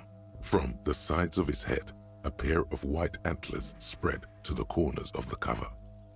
Because Friesel was incompetent, foolish, and cruel. In short, the embodiment of everything the communards wished to overthrow. It's satire, you see. To your disappointment, there aren't any full-color pictures to direct your attention. Just column after column of closely set text, interrupted occasionally by little doodles in black and white. After rifling the pages with your thumb several times, you return to the table of contents. The magazine is divided into several sections: international developments, Kunst und Kultur, and local concerns. Just inside the cover, there's also an editor's note. Comrade, as you know, this journal takes its name from Mazov's immortal expression, du cristal à la fumée. This was his way of describing the way the rigid, crystalline structures of capitalist ideology turn to smoke under communism. But, like the structures of capitalist ideology, we too are at risk of going à la fumée. Unlike many publications which are content to spoon-feed their readers reassuring drivel, La Fumée is committed to telling the radical truth, even when that truth may drive away potential subscribers. Only 4 issues in, and it sounds like they've already alienated their readership. So please, if you value our radical Mazovian perspective on contemporary politics, culture, and international affairs, please consider subscribing today. Yours in struggle, the editors. You flip back to the front of the magazine. The table of contents unfolds before you. This section includes a long, tedious critique of the latest round of free trade negotiations between the EPIS nations and the Free State of Semenine. You also skip over an article about heavy fuel oil smuggling along the Messina border, something about bear wrestling in Samara, book riots in Yugograd. Face it, you really aren't interested in foreign affairs. You're not even sure where most of these countries are. You flip back to the front of the magazine. The table of contents unfolds before you. Unsurprisingly, much of this section is taken up with articles declaring unqualified support for the dock workers' strike. You skim the headlines. Paint the harbor red and white. Martinez tames the wild pines. A city in revolt. First we take Martinez, then we take La Delta. Finally, there's a brief article by the writer, G. Martin, accusing the owner of the Cape Side apartments of illegally attempting to evict certain communist tenants simply for not having paid their rent.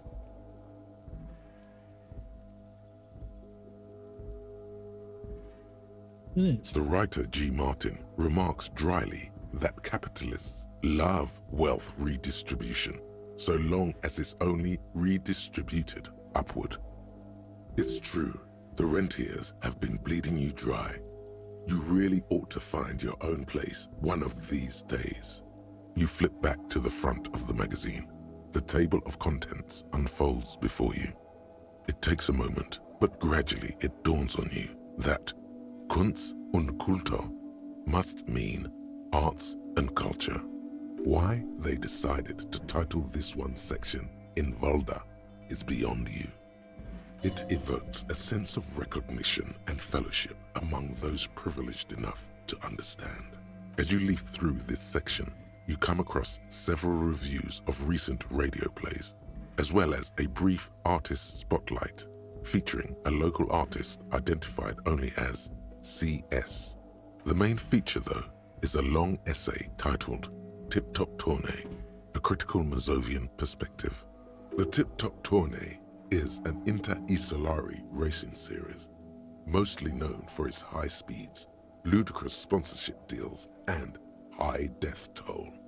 In Revachol, it's held quadrennially on the prestigious Zero Carousel racing circuit.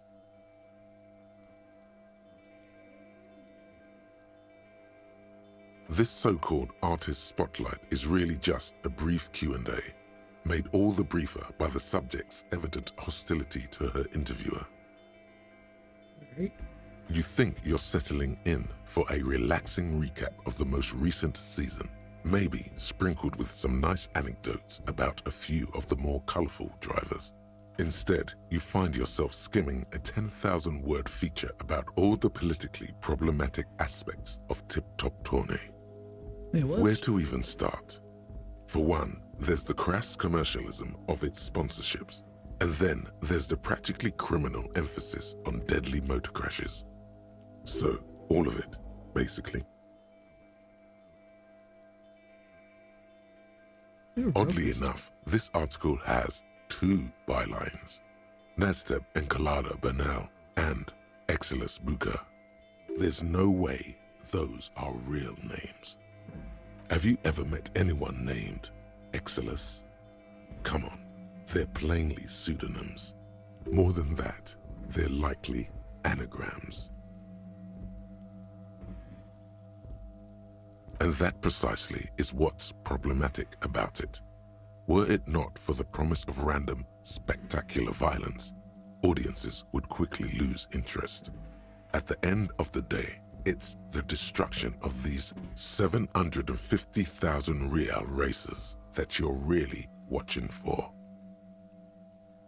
You see, one cannot avoid the conclusion that Tip Top Tournée is simply the apotheosis of spectacular entertainment under capitalism. Ah, come on. Can this article read your mind?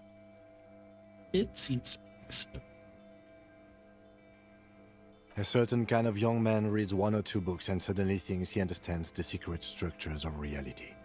If I had to wager, I'd say they've never even seen the inside of a motor, much less a motor race. I take whatever they write with a large grain of salt. You flip back to the front of the magazine. The table of contents unfolds before you. All right.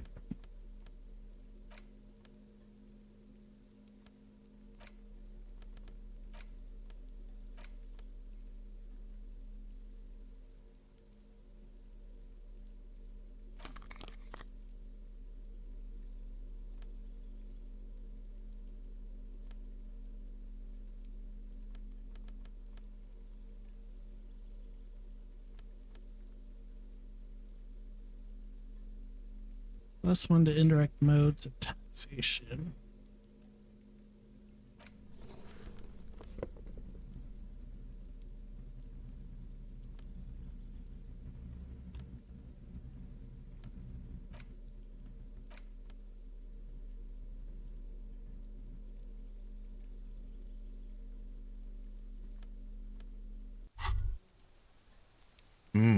The luxury of fine things. Just look at those black monk straps. After spending an entire day hustling, who's to say that you didn't deserve a pair of ridiculously expensive shoes on your tired feet? Beautiful things give you a rush.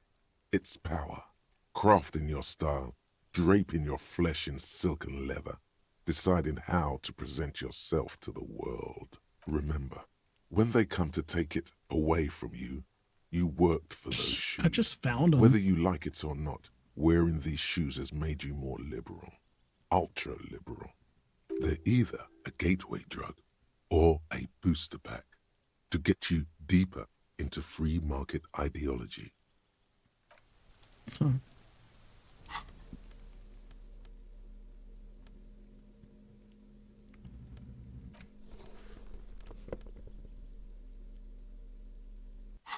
All right.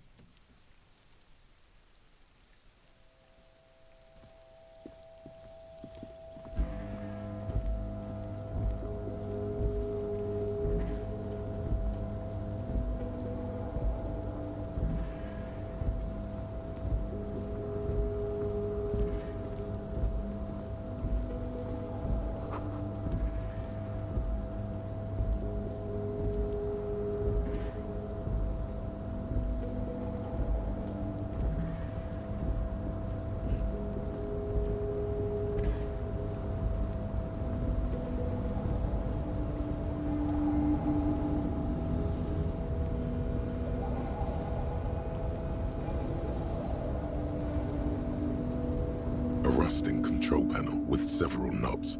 2 buttons marked Marsh and Arrête are faded with use. It seems to control the large crane above. A container is attached to its hook block. Marsh. On. Arrête. Off.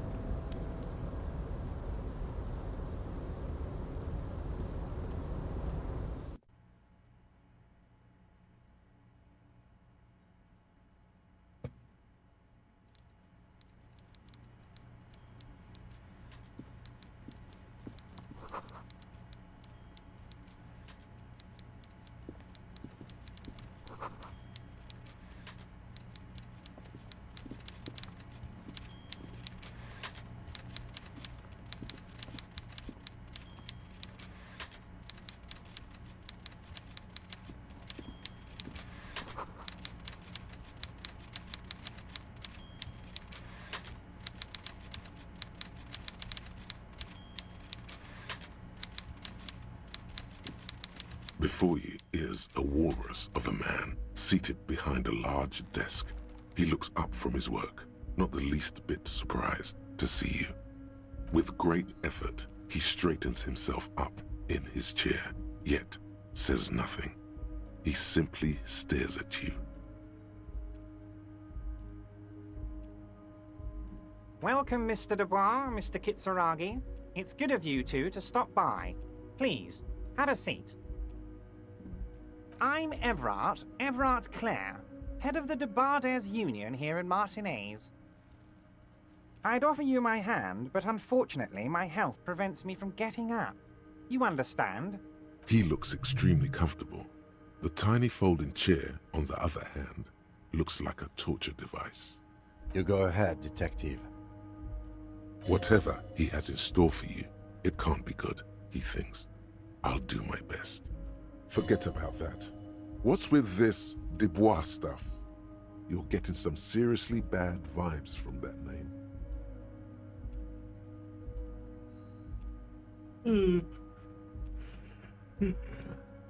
Please, Mr. DuBois, Let us converse in a civilized manner, as equals. Take a seat. I insist.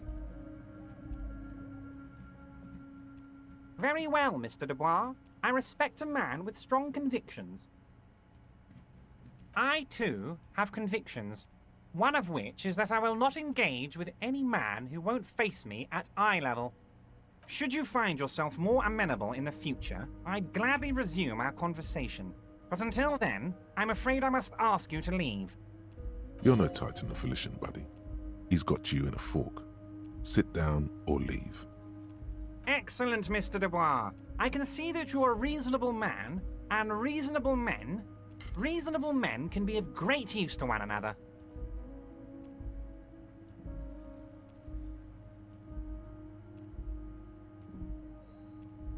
So tell me, how can the head of the Debarders Union help a representative of the Revachol Citizens Militia today? The chair you're sitting on has got to be the most uncomfortable chair in the world. It's violating your backside. Oh, by the way, I heard you got a rather rude reception from a certain Lawrence Gart. Some people have no manners, it pains me to say.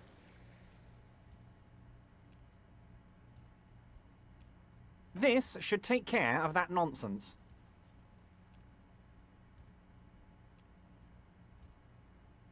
It should be sufficient to cover your expenses for a few days and patch over your differences with a cafeteria manager. Go ahead, take it. Hey, that's 25 real. That's good money. Think of all the stuff you could.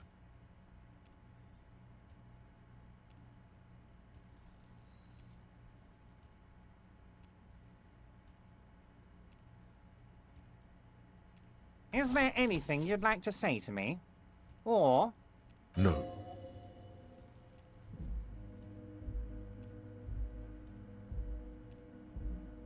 Cool? I wouldn't go that far. I'm sure there are cooler things than delivering a comically oversized novelty check to a cafeteria manager. But, sure, if that's what's cool nowadays. Now, I'd like to set your mind at ease about one other matter. Your lost gun. Let me assure you, Union people are on it as we speak. I've got my best hounds looking for that lost gun. His slug-like lips move, but all you hear is an echo. Lost gun, lost gun, lost gun. The world is swallowed by a black hole of fear. Only 2 words escape its gravitational pull. Lost and gun. When he said, "Don't worry," he actually meant, be very worried. I would appreciate any help. Are you all right, Harry? You seem anxious. Don't be. Everything's going to be all right. It's not like you left it loaded. You didn't lose a loaded gun. Local children aren't out there playing with it right now, pointing it into their own mouths. It's in a safe place. I just know it. I have a feeling everything's going to be all right.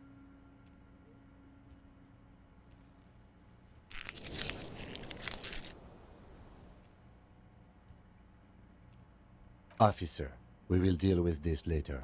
We don't need Mr. Clare's help with this. I wouldn't be so sure about that.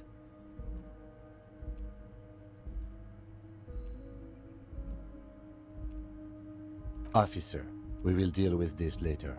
I wouldn't be so sure about that. God, you're sweating. Your knee is jerking.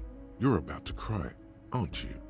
You're about to cry because you lost your gun and those children are gonna shoot themselves with it. So what? Men can cry. You want to cry? God, you're weak. Whatever you do, don't cry. He'll think you're disgusting. Mr. DuBois, you don't look so good. What is this Mr. DuBois he keeps repeating? What is he trying to pull here? You need to cool the fuck down. Chill. Mr. DuBois! Mr. DuBois! Harry!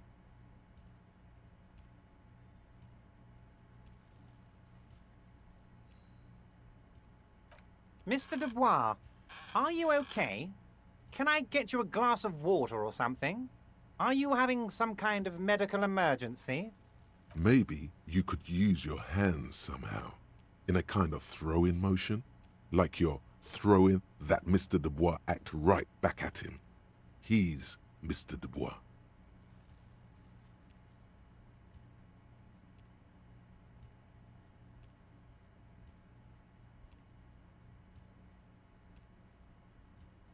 What an odd demonstration of... you got me, Harry. I don't even know what. As entertaining as it was, I'm afraid we're wasting our time. And I'm an extremely busy man, as I'm sure you are too. Okay, enough. We are here to ask you some questions pertaining to a murder investigation. Quick, here's your window. Get yourself together and ask him questions. Police officer questions. It is about time to stop embarrassing yourself. Questions will help you regain some of your lost dignity.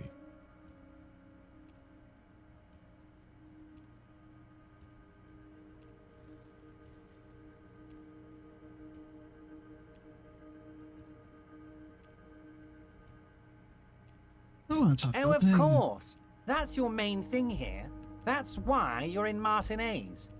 I know everything that goes on around here, and I would love to discuss it with you.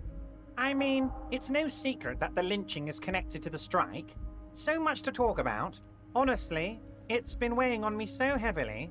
I understand you need to interview me. But there's a thing that's been keeping me up at night. I want to talk about the hanging. I mean, if we could just calmly talk, exchange information, we could blow this thing wide open. Yes, that sounds good. Let's do that. But I can't think straight with this thing weighing on me. You're police officers, aren't you? I have a crazy idea. You guys are basically door-opening machines, incredibly talented at opening doors.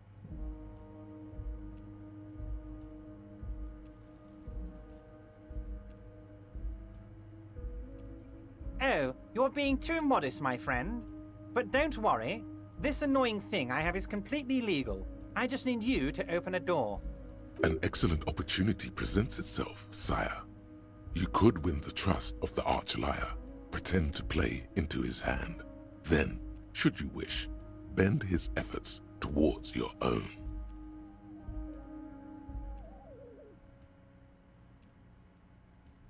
But I don't even know anything Harry, about my the dear hanging. friend, I am what people call a local bigwig. I know everything that goes on in Martinez.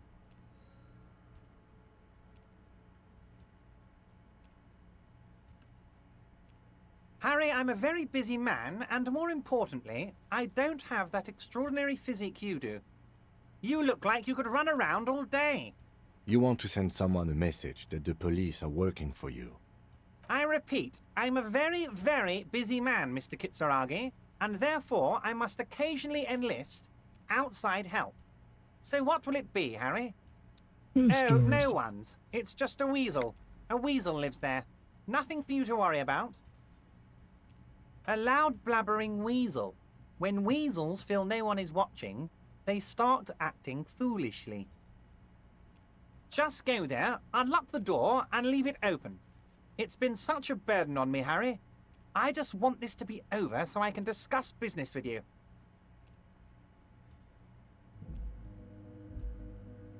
Fantastic, my friend. Just let me know when it's done and we can take our friendship to the next level. You can get the key from Manana. He's down by the gates. Manana's like a free agent in the Union. Special operations. Hardened socialist. A real free thinker, too. He'll tell you precisely where the door is. One last thing, Harry. Just open the door. You don't need to go in or anything.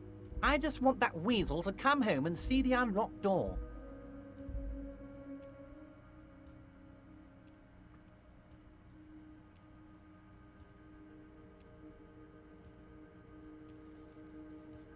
You might have noticed there's one hanging on a tree behind the hostel cafeteria. Oh my. Don't take this question personally, but why would I get involved in this matter? Mr. Clare, the man was hanged with a cargo belt, a steel-reinforced cargo belt. It's safe to assume the Union had something to do with the murder. Besides, getting the body down would benefit all of us. It's a stain on the neighborhood. You're a community leader. Help your community out. I can certainly see how having him up there might start affecting some real estate values. But of course, all joking aside, I am going to help you. Jean-Luc, my boy, I'm sending 2 police officers down. They have a dead body in a tree problem they need help with. Namely, they need it to be taken down. And, Jean, please take it easy with the race science. He's had enough of that. You can find Jean-Luc down at the gates, but you already knew that. Anyway, he's going to help you.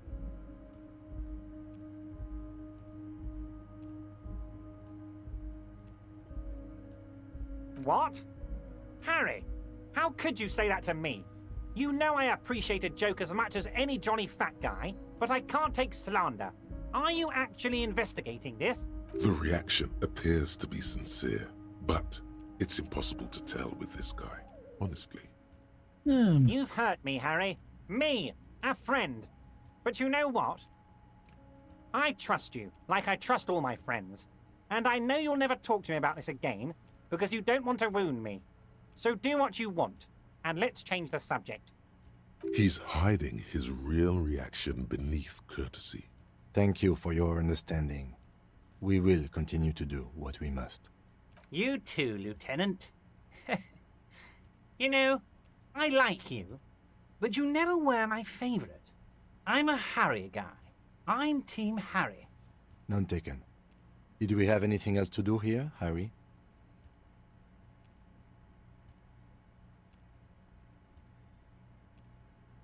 Of course. Let us dispatch with the formalities. You call me Everard, I call you Harry. That's what the hanged corpse called you. Harry. My God, so it's true. I didn't want to believe it, but you are a fantastic science fiction amnesiac cop, aren't you? What are the odds of that? I think the odds of that are very low. It might be a good idea to hide your confusion. I mean, see what his game is first. So good to hear that, Harry. Apparently my sources were wrong. However, if you did have a spot of memory trouble, I could help you out. With my big fat folder. Words flow like a river of honey from his lips. I guess word has already reached him. No matter. No harm done. Are you trying to tell me you've gotten hold of some of our documents? Mr. Kitsuragi, would you mind? Me and Harry are talking about his lost identity right now. Don't just jump to the folder. That's not smart. Shows you're on the edge. Do some probing first.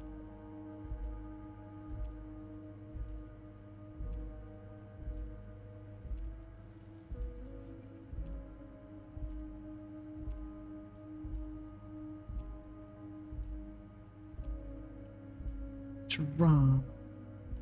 Have another look at that. As you look at the folder, Everard covers it with his hand and pets it. He's hiding it from you because it's not a real RCM folder. It's just another one of those brown folders you saw in the file cabinet. That's not an Okay, RCM Harry, folder. you got me. This is from the Census Bureau, not the RCM. Those Census Bureau people are absolutely corrupt. You should do something about them. He got the name from the Census Bureau, and everything else from your actions here in Martinez.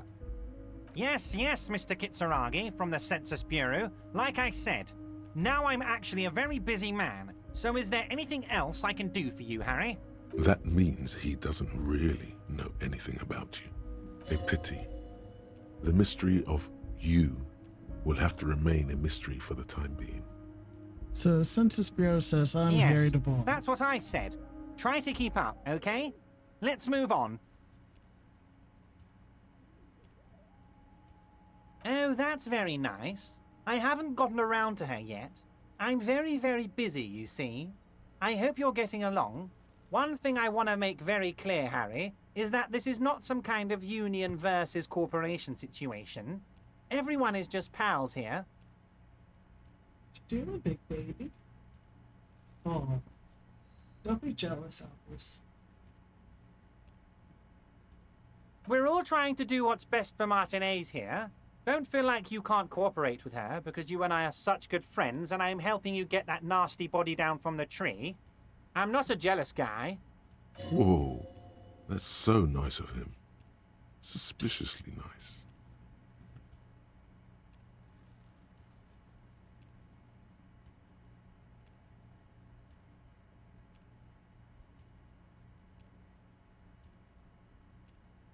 What happened to the previous negotiation, Mr. What do you Belmore? mean, Harry? Nothing. I let him go.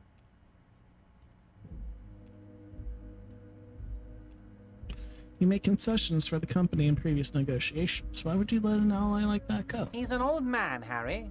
I wanted him to spend more time with his family. God knows how long he's got left.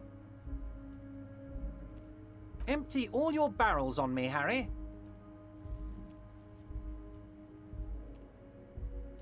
We said he vanished. Vanished?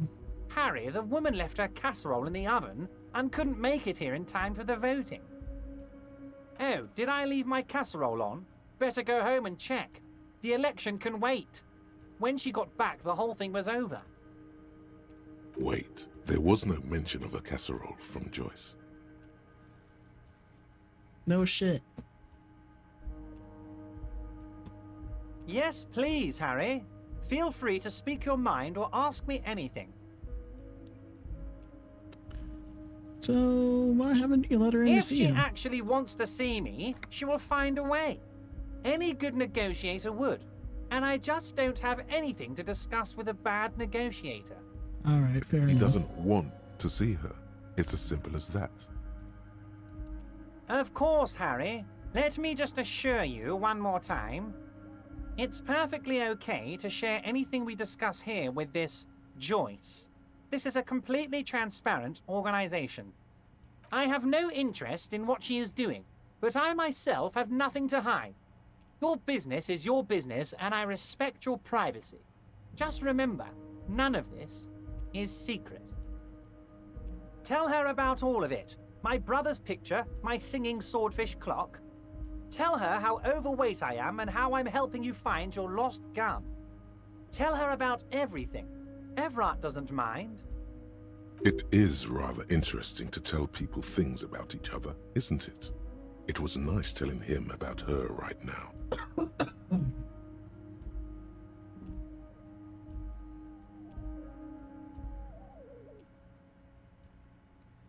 Wait.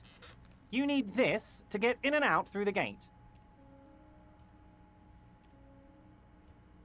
Great, we don't want to get stuck. Here, you're one of us now. A real red and white union man. Take care, Harry.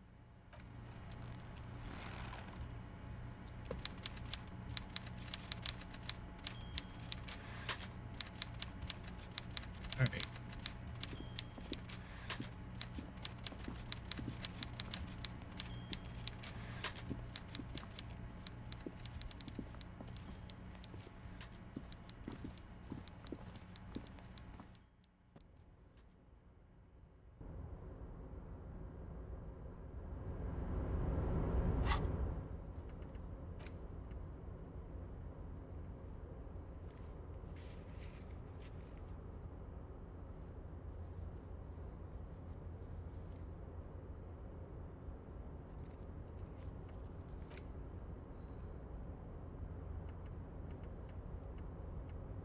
So I go to measure head.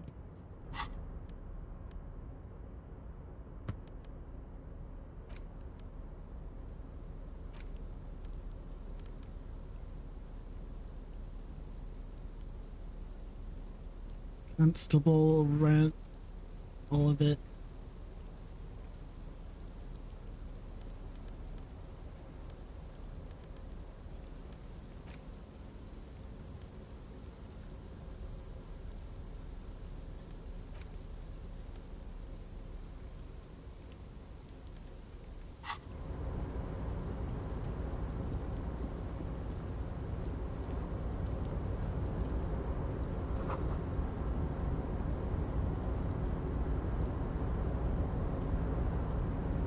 Container, container, I'll turn ya nice and red. Container, container, put the logos on.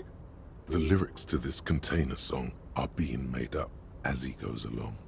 The accent is so thick, it's impossible not to notice he's Ubi, from the vanishing peninsula of Ubisunt on Muindi.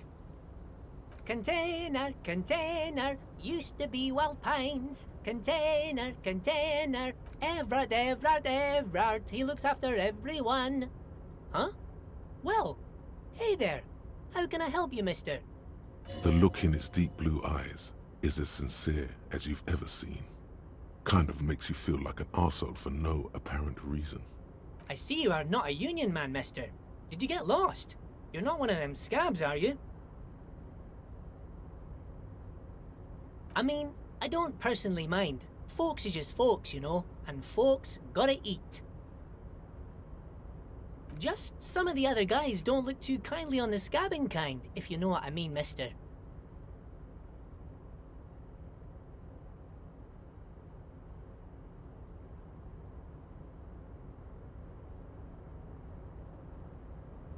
Oh, that one. That should be empty as far as I know. Lots of containers here have nothing in them. They're just waiting to be loaded up. What are you doing with the containers? I'm just making some covers for them containers here. Yes, I am. Yes, I am. So it's easier for the crane operators to spot them.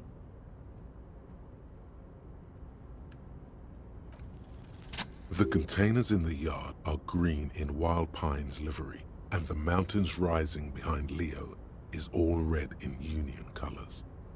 It's like some red infection was spreading outwards from the container yard's core.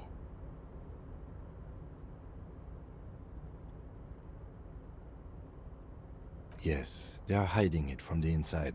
All the red containers have the Debarders Union logo on them.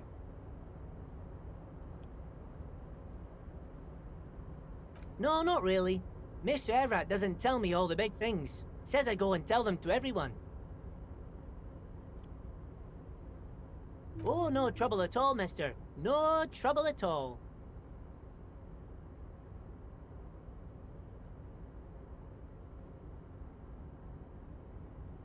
Yes, yes. Everybody needs a job, and this is mine. I'm Leonard, by the way. Leonard Bellick.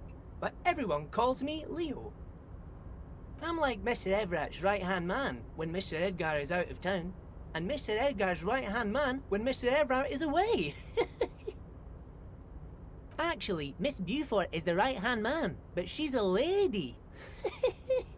Who is this, Miss Beaufort? A real pretty lady with a skin like those douce sucre candy bars my missus likes so much. Them are real nice to suckle on once the dinner is done and me and the missus sit down beside the radio. But I can't listen to the radio all the time. There's so much to do around here and I'm always busy keeping things running here. Yes, I am. Yes, I am.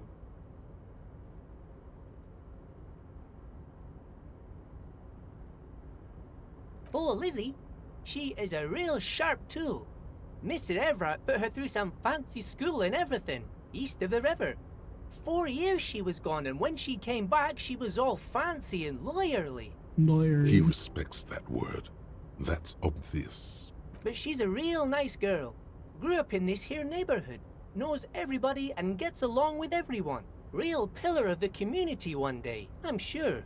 For a fraction of a second, there's sadness in his eyes. If me missus and me was to have a child, I'd be real happy if she turned out like her. But she can't have kids. Dr. Lemaitre said so, and she knows about such things. Been a doctor for almost 50 years, she has. Law school?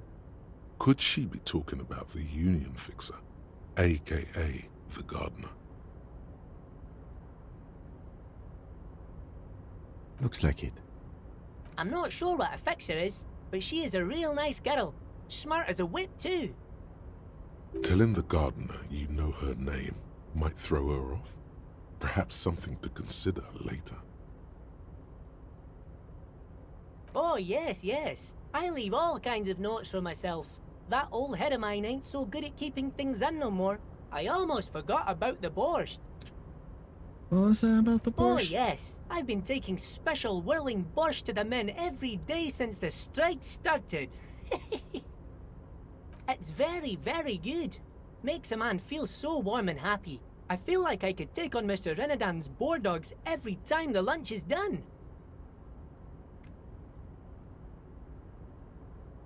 Yes, yes.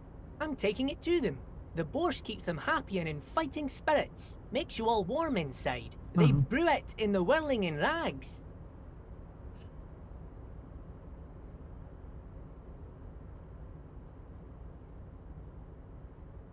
So who makes it at the whirling? Oh, the whirling's cook. He makes it. Them is always talking with Mr. Manana in that weird language and laughing together. He doesn't speak what we speak. He's from Grad.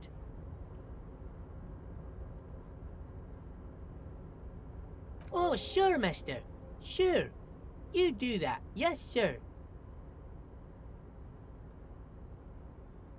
Oh, yes. Born and raised in Irish, mister. Mum had to leave my dad after he got a bit violent. Took us here to the new world. I was about 10 then. Too old to lose my accent then. People say us Ubis are up to all sorts of trouble with sheep and other animals and whatnot. I just want you to know there was never any of that where I come from. No, sir. Those are just nasty rumors. Thank you for clarifying that, sir. Bye-bye now. Alright. Almost missed him.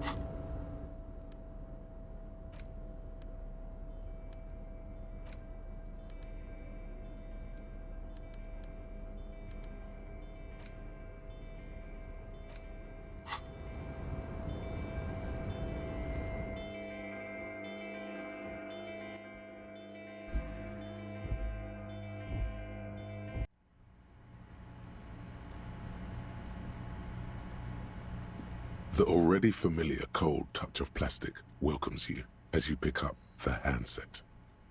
The machine swallows your coin and seems to be waiting for your next move. It's unclear whether you actually have muscle memory. Right now, your finger is just drawing vaguely occult patterns in the air. Undoubtedly, no. Sure, why not? Muscle memory is a tricky thing. Maybe check this again. The file cabinet stands steady as ever. Hundreds of documents and the same materials. You already went through all of these. The drawer slides.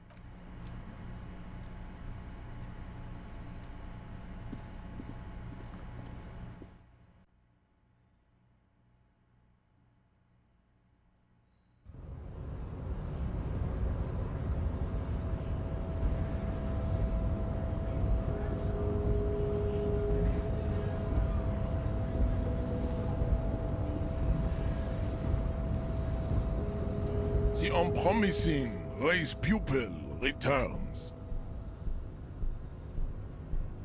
So it was.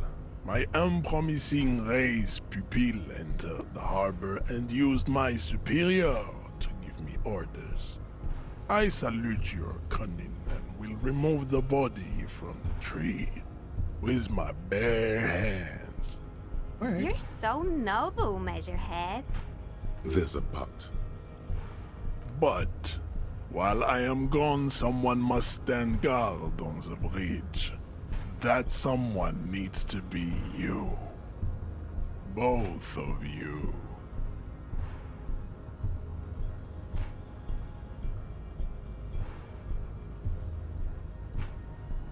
Babe, see that they stay here the whole time.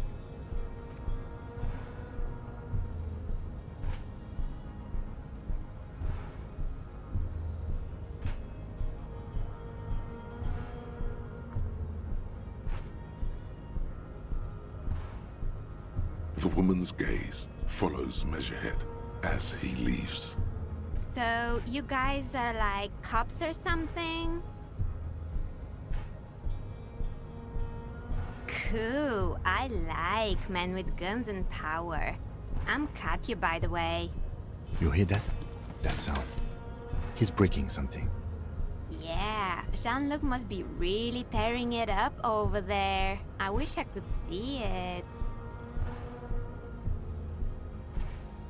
Look at you! RCM rent-a-cops! Guarding that bridge like Evrod's lapdogs! Is this where it's at now? The RCM is for sale! And who are you? What is your business here? Why are your clothes 4 sizes too small for you?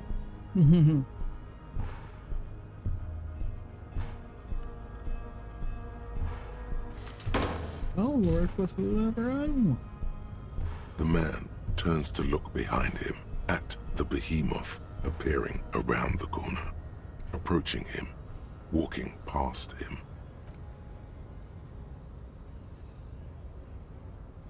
Ooh, he looking rough. Or is he just shirtless? The corpse has been removed from the tree. Stand down and congratulate yourself. You have sided with Ray's victory today. Thank you for your cooperation. Farewell, ham sandwich. You are a Union man from now on.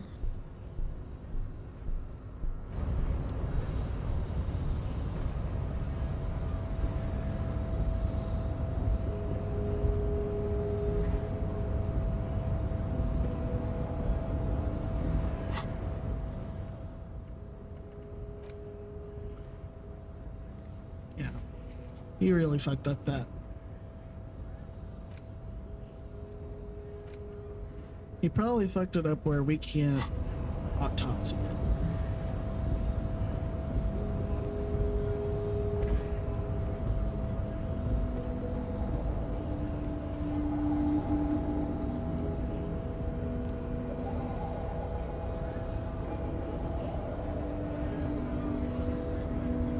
So, how'd you like our harbor? You've been in there, he means. Talked to the boss man too, probably.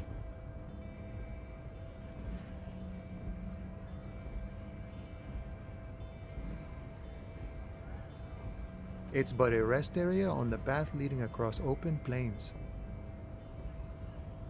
Right.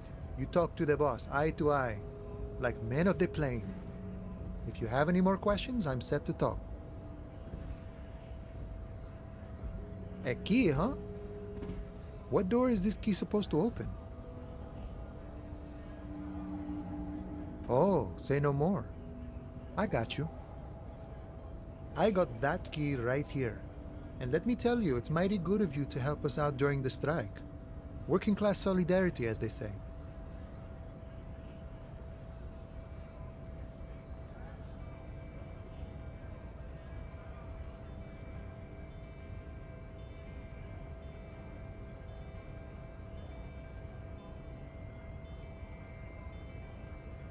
I knew this man was a commie. And it's a good thing you're doing too. Thanks. What you're looking for is a basement door behind the greenhouse. That's behind the whirling in rags. That's all I know. Our organization is what you call compartmentalized. Means we keep out of each other's business. Okay, but where did you get the key from? The janitor gave it to me. Nice fella. We talked about life and things that really, truly matter. None of this mess we're in, this jiving and juggling. What's it for? To feed our children, I guess. I'm more of a philosophical dock worker. I like to talk about the big picture stuff. Who I am, who you are, what we are fighting for. He means he's not going to tell you cause he doesn't know. But he will shoot his mouth off with you now that you're working for Everard. Who he is and what they're fighting for. This is interesting. The mercenary, eh? Who could have killed him? That's indeed the question. Why even do such a thing?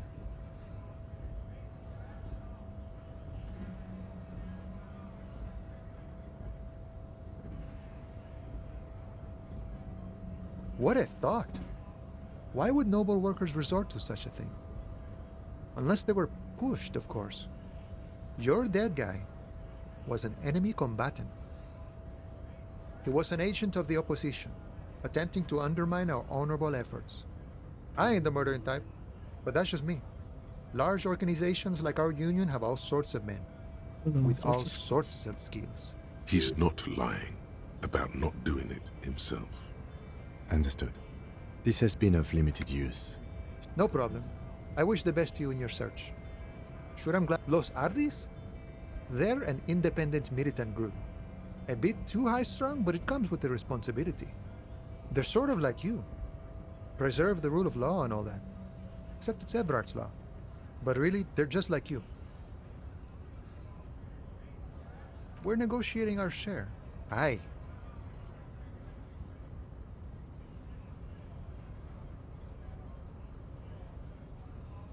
All of it.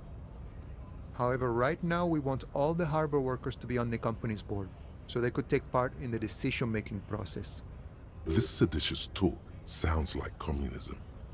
Just so we're on the same page, communism is basically wanting to kill the rich people or deporting them to a labor camp in southeast Grad. But don't say that out loud if you're a communist. I think it's best you make up your own mind now that you've met him. In my eyes, he is a capable organizer and a decent businessman. I guess you kind of get to be the village chief. He oversees the harbor, makes deals with the owners or other relevant parties, watches out for his own. By that, you mean corruption? By heavens, why would he not be corrupt? We live in a harsh and disordered world, see? And in this world, the old man is corrupt for our benefit, and we know it. Appreciate it even. He is, personally, not too lavish. Okay, he's reasonably lavish, sure. That's his prerogative. It's not like you want a saintly demeanor on a corrupt motherfucker. That would be a manipulative illusion. Besides, there are no non-corrupt systems in the world anyway, and moralism is the most corrupt of them all. This man has political theory, and it has not failed him today. Sure thing. What is this? News of the world? Talk about personal stuff. Get to know him. Call me Mañana. I'm just a humble harbor worker for the past 6-7 years. Mañana sounds like a Mesk word, but he doesn't actually look much like a Mesk. Not a given name for certain. It's a taken name. The kind for artists, or criminals, or revolutionaries and the sort. An alias. A nom de guerre. It means call me tomorrow.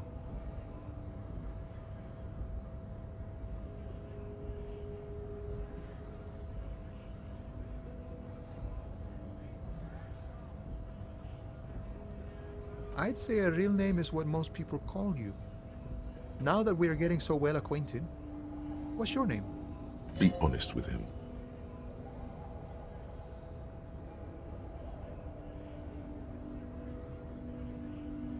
Wow, this is major. You're like A man born anew.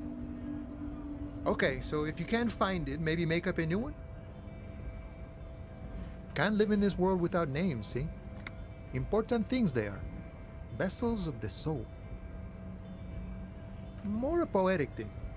Any attempt to formulate a grand unified theory about it ends in the stupidest shit imaginable. Doesn't make it less true, though. That means I can't tell you about it. I can only show you. You may understand in time. Or not. But it might be easy enough. Words guide our life. We commune with each thing through its word. Every word is also a name, is it not? The man whispers a jaunty tune. A coastal breeze ruffles his hair.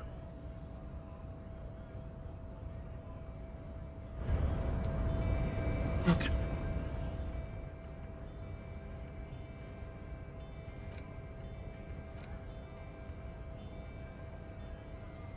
I only have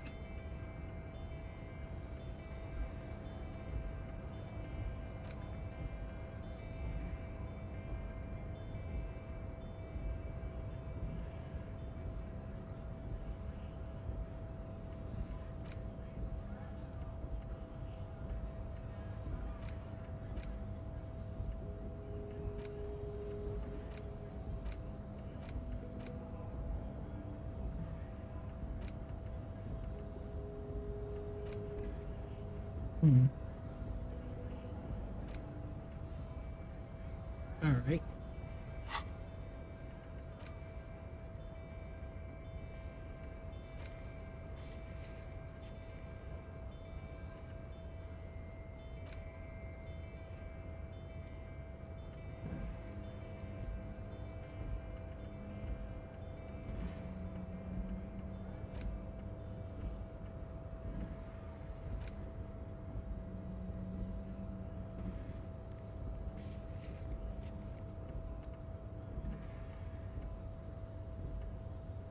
Alright. Oh, I didn't know his head turned. Okay.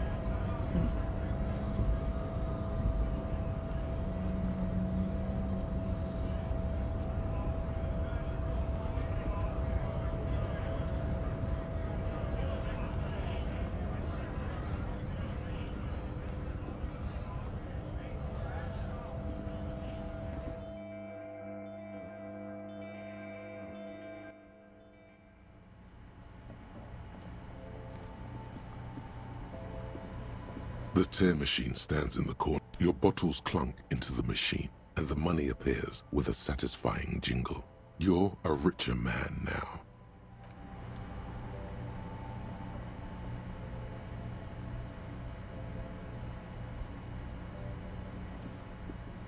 A small cabinet on the wall is filled with various medicine bottles, nasal sprays, and blister packs. They all bear the Saint Baptiste Pharmaceutics logo.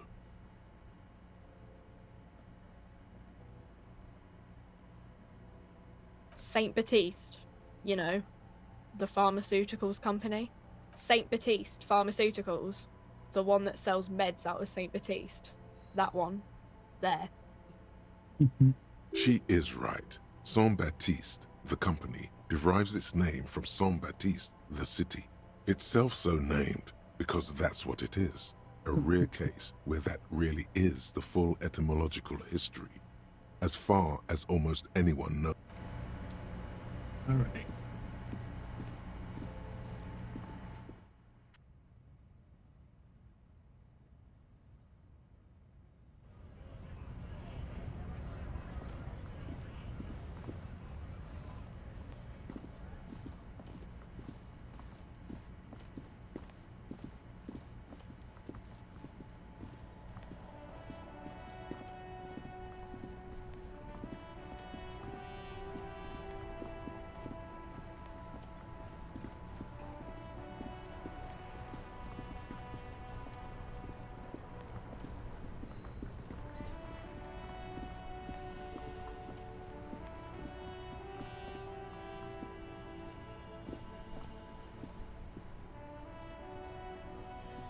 What's this? I haven't been this far.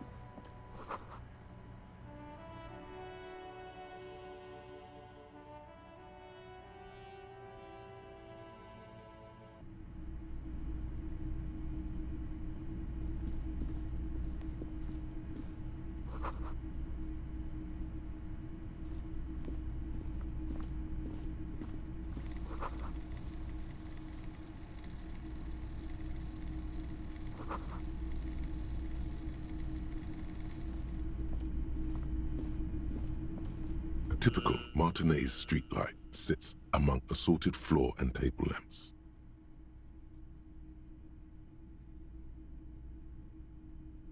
It was brought to me to be altered. We are not here to investigate the theft of city property. You have to admit it's rather clever what he's done with it. Yeah. The light pole has been carefully cut, and the wiring has been redone and attached to a standard indoor plug. The light buzzes faintly, but persistently.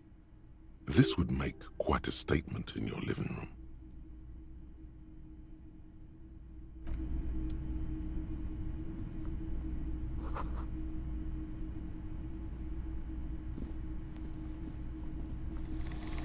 You see rows of toy soldiers guarding the rest of the trinkets displayed on the table.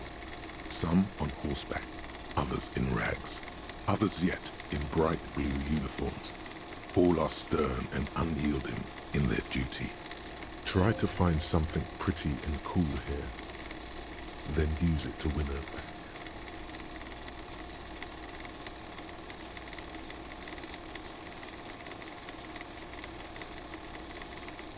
Yes, buy something nice. A figurine. Let's see. Why? What's this? A headless man riding a horse? A headless man wearing futuristic tracksuit trousers that say found. Oh, that's the Headless Phone Rider. The Headless Phone Rider.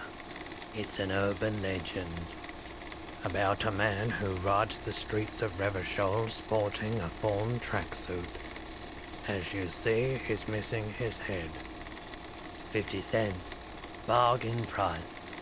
I'll throw in the tiny cap too. I think he's looking for it, or something. That part of the story has many interpretations. He lost his cap when he lost his head. Perhaps he's looking for the head.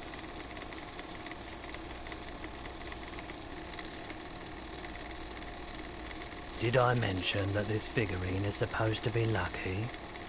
Always carry it with you. That was a very smooth salesman's grin that almost comes off as earnest. You should learn from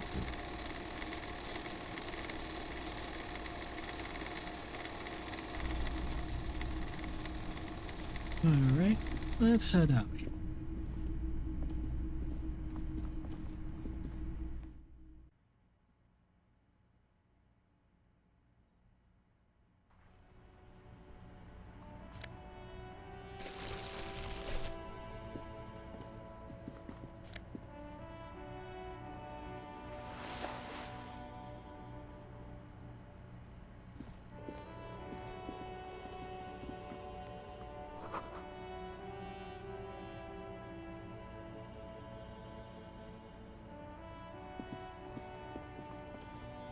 G'day to you, officers.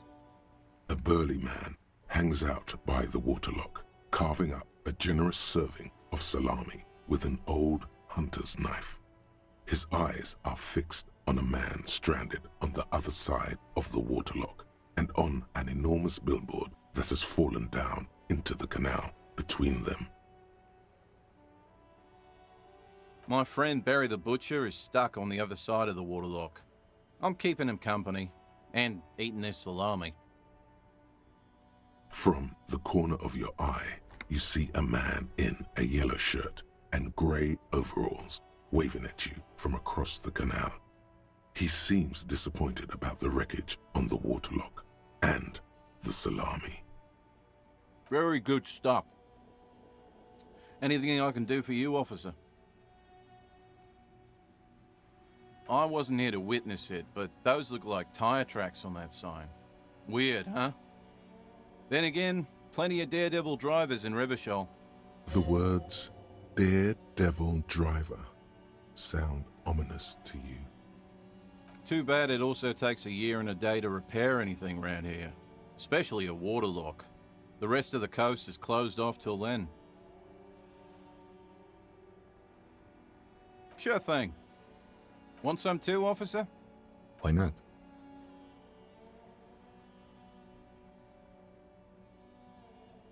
Well, there's the fishing village, an abandoned fish market, a bizarro church. Not much use to the congregation, though. There always seems to be something wrong with it. Yeah, not really much else. Just bombed out ruins.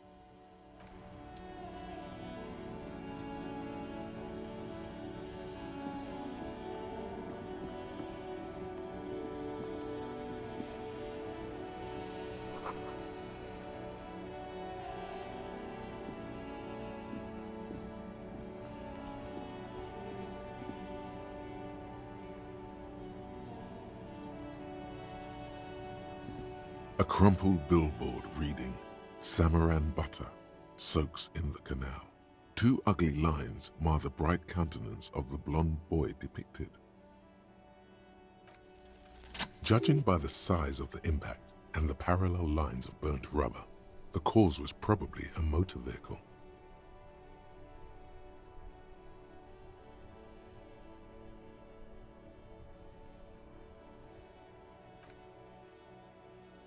Still speeding, the vehicle made a loop and vanished into the fog along the coast.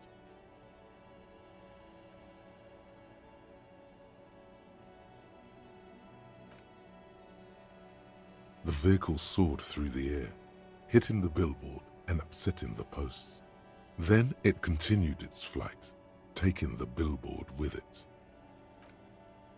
The sign broke the vehicle's fall into the canal. The Samaran butter billboard still looks freshly painted, suggesting it took the plunge recently, within the past 72 hours. The panel served as a takeoff ramp.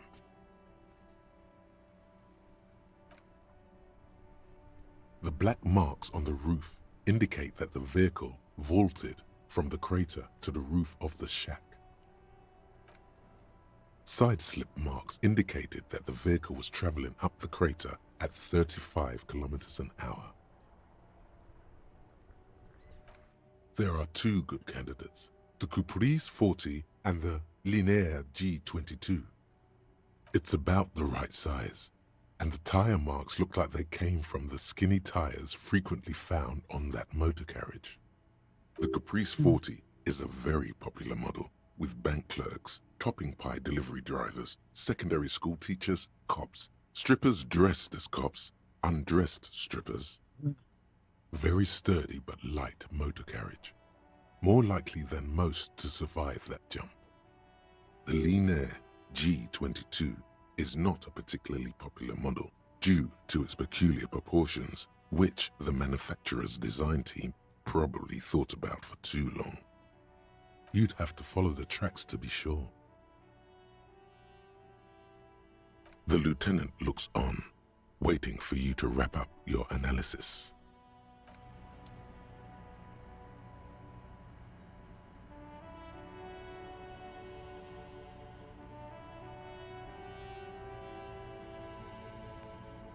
Any theories about what happened here?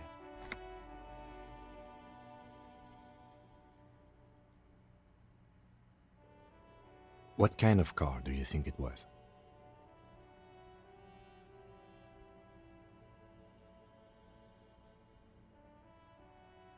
That's quite likely, from what I can tell.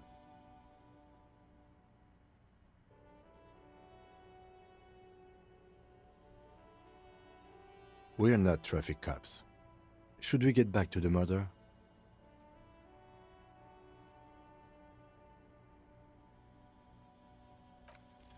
Somewhere in the depths of your alcohol-addled soul, you find a few threads that you can weave into a story.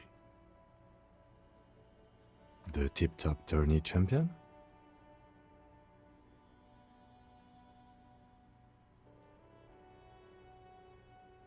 The lieutenant patiently listens to the words coming from your mouth. Jumping canals at night? If I was Jacob Irv, I wouldn't drive in Martinez. The roads are awful.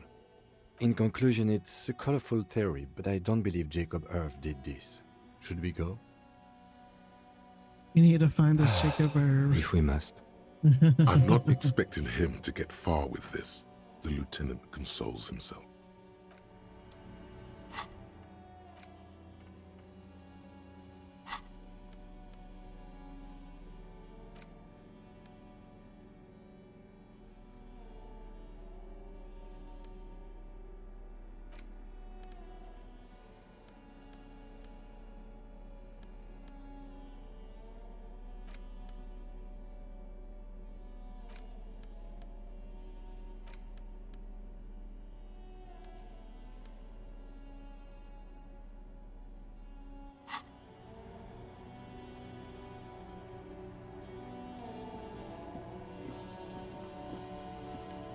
couple of indicator lights are missing from this control panel. Loose wires dangle from the now vacant holes. In the middle is a lever. Beneath it, a small metal plaque. This panel usually closes the waterlock, turning it into a bridge that lets you cross the canal. But there's a crashed salmon and butter sign in the way. Pulling the lever probably won't do anything.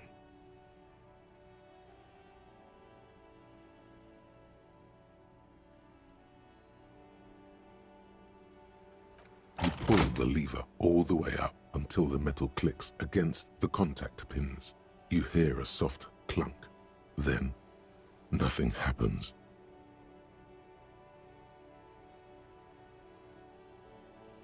Nothing happens. A cold gust of wind blowing in from the sea interrupts the silence of the situation.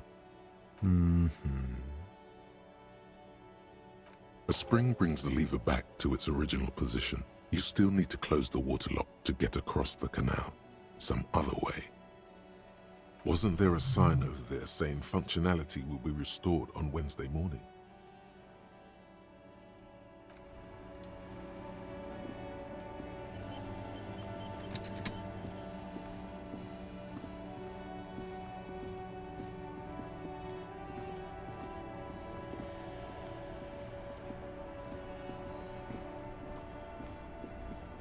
Meow, meow.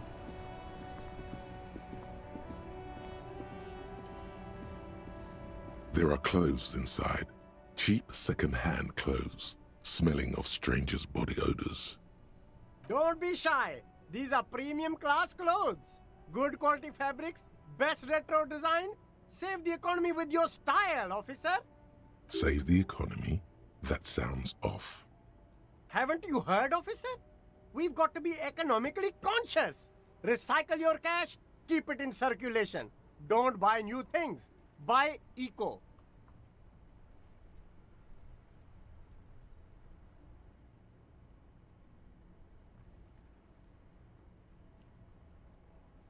Look around, officer.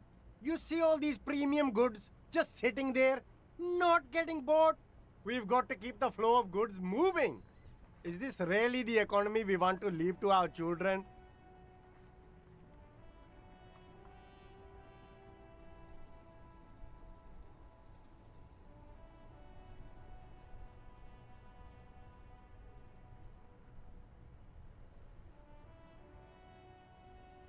I can't go extinct, officer. I've got kids to feed. Once an economy goes extinct, it messes up the whole ecosystem. You got to think about the consequences. You find your hands deep in tattered and faded garments made from weird polyester blends that make your body itch and sweat in all the wrong places. Economical, but also trendy. Look firsthand, buy secondhand. Keep the economy moving. Something cold grazes your hand. Synthetic and sleek. A windbreaker. Surf, it says, but also wind, summer, 100% waterproof, and sport. All in different typefaces. Good choice, officer. Mega sporty. And it's only $4.50 for you, sir.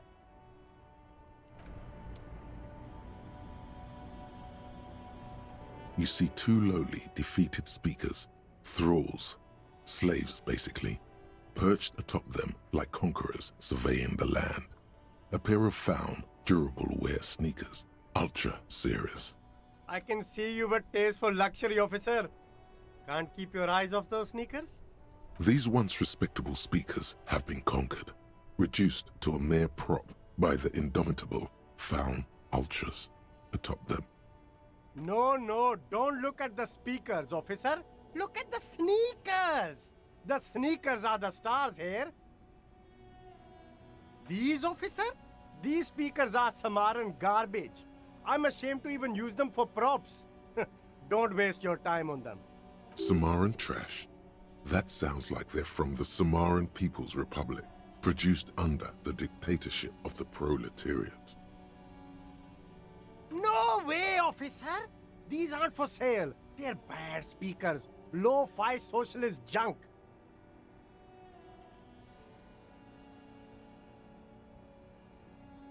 I need some Well, speakers. if you want them. But see, they are the pedestal for my sneakers. If I let go of the speakers, where will the sneakers go? I can't leave premium lifestyle sneakers on the ground. If, on the other hand, you wanted to buy the sneakers too, I could maybe throw in the speakers for little extra. 50 cents? Damn, so you have to buy the sneakers first. A pair of Faun Ultras. The design is impossibly sleek and simple. A futuristic silhouette with a sleek monochrome colorway, a jet black upper, and a silver-lined midsole.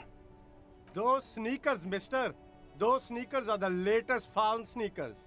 Super air, super fine, super cool. Only 50 real. Only? That's madness. Faun Ultra. We're the future. You remember the slogan from some magazine?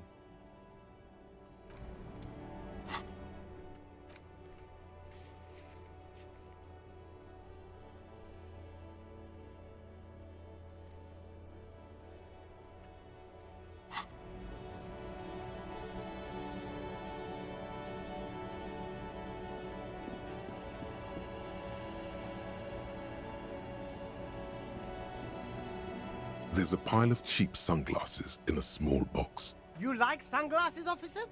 I've got the latest styles right here. These are all boring. Boring third-rate ho-hum sunglasses made of cheap Syrahese plastic, the kind of plastic that melts in the sun.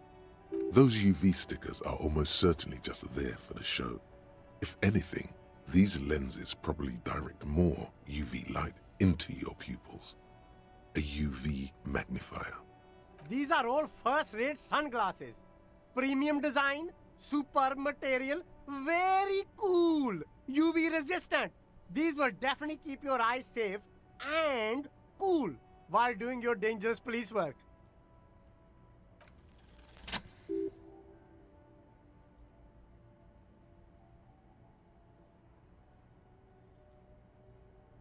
Oh, very interesting choice, officer. Very high culture. This is how a sea monster sees the world.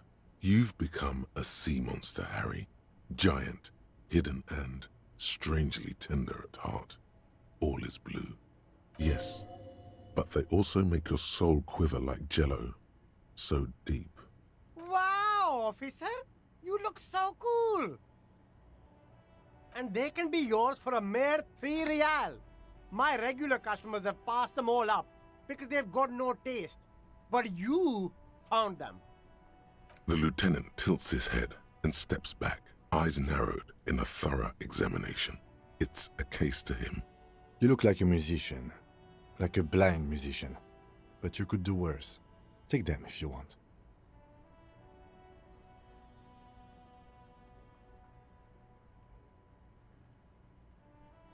Yeah.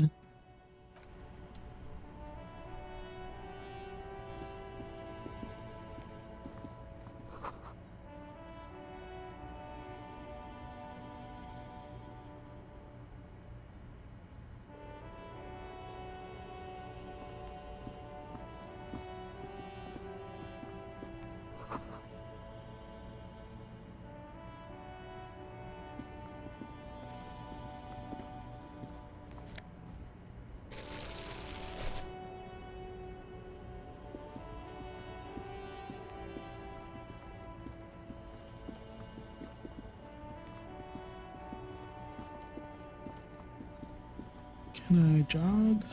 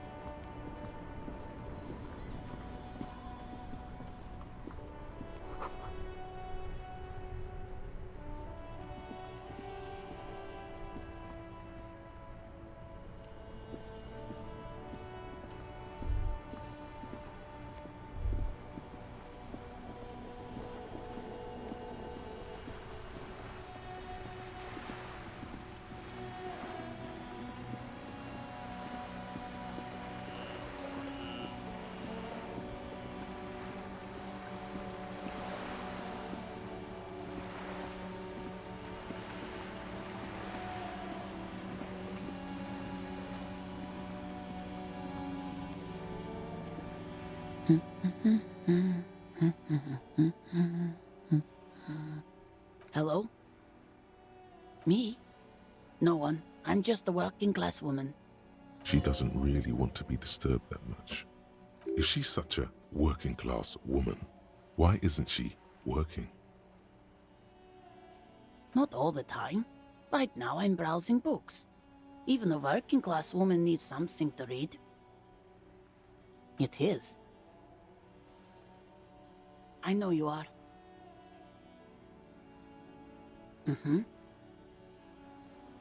What with?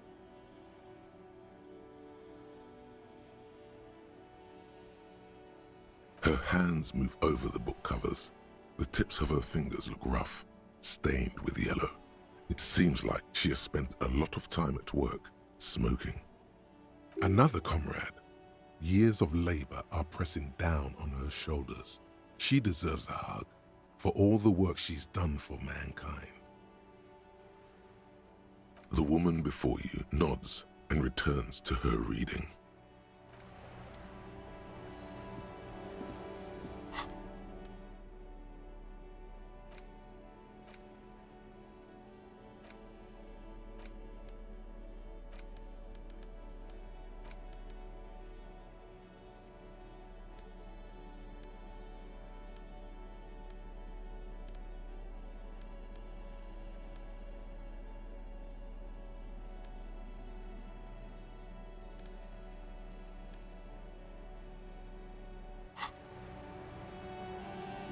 Hello again, sir.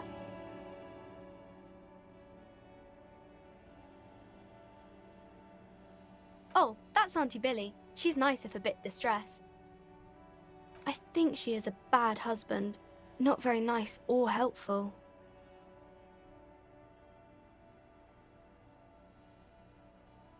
Oh, that's Auntie... No, sir. She's a working woman who comes to look at the books a lot. I think she is a bad husband. Not very nice or helpful.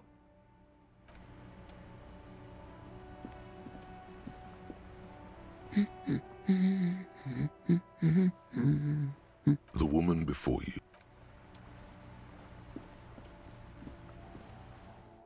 I'm just like avoiding seeing this body.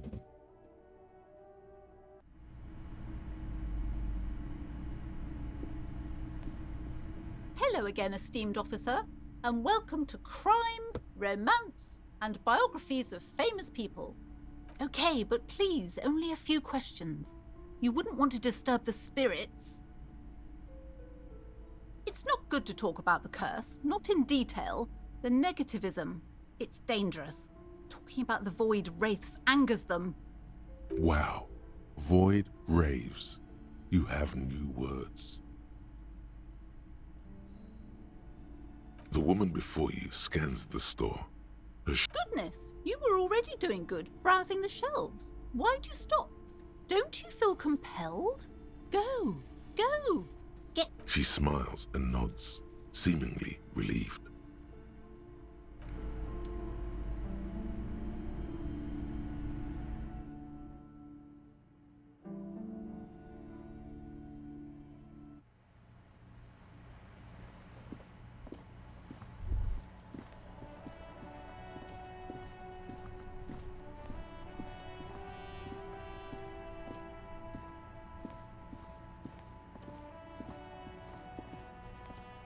Gonna be gross.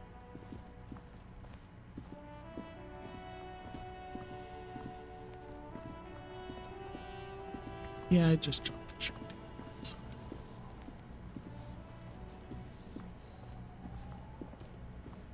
The corpse lies on the ground among the remains of an absolutely demolished pinewood branch. It's gently laid on one side. Mr. Measurehead has done a good job. Nothing is too broken or compromised. The victim is ready for a field autopsy. Yes. 1. Investigation of the scene. 2. Initial examination of the victim. 3. Field autopsy. 4. Transportation of the body to the morgue. We are on number 3. The RCM's 4-phase murder scene processing manual. The fuck are they on about? Cop's gonna cut his shit up.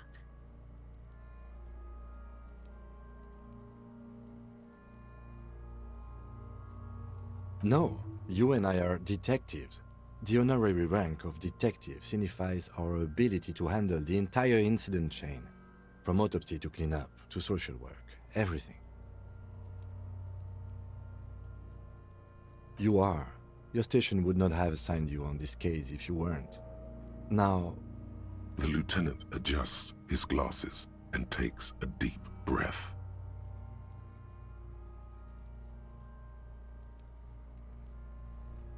Come on, officer. You know what a field autopsy is. You've done 100 of them. What you do know is, at 18.9 kilometers, the dormant shield volcano, Corpus Muindi, is the world's highest summit, and the failure of the 38 single, Et puis descend, to crack the top 20 was the death knell of disco. But what a field autopsy is, you have no idea.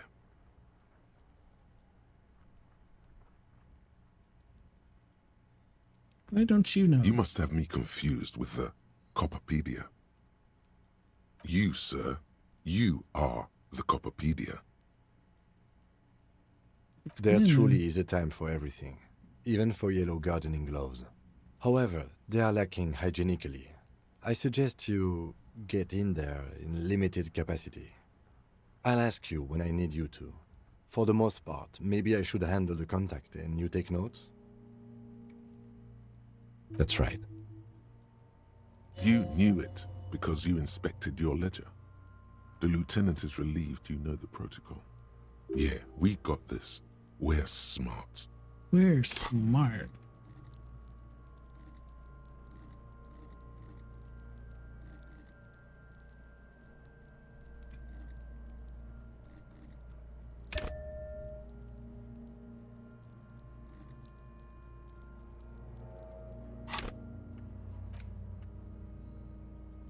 All right.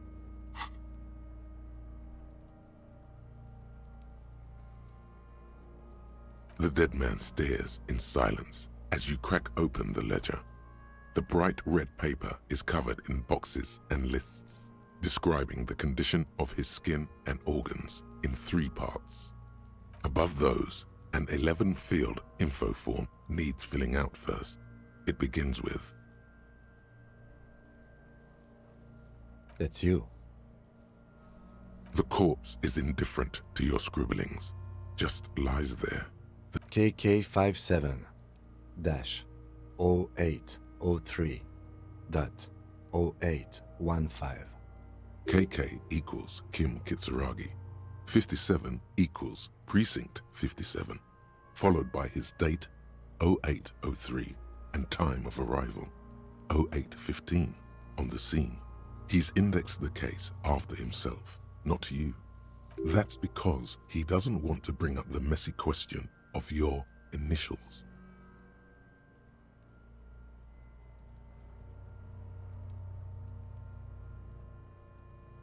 Shouldn't we file the coroner's case under me? Technically, I arrived at... And what would that make the alphanumeric? I do. KK57-0503. Next. NA. Next. NA. Roughly 50. Dry 40. The damage is so extensive, it's better to err on the young side. He nods. Mondial. Fair to olive-skinned, from the Isola of Muindi. This is as vague as it gets. You might as well say whitish. The pudgy mess of curdled meat looks neither mondial nor anything other. Fucky! Male. Pigs can have sex! Nor does he look male, with his pregnant belly and indistinguishable face. We're still going with March 4th. 51. What else? 9. Body identified by is non-applicable. 10. Case number is the same as the coroner's case.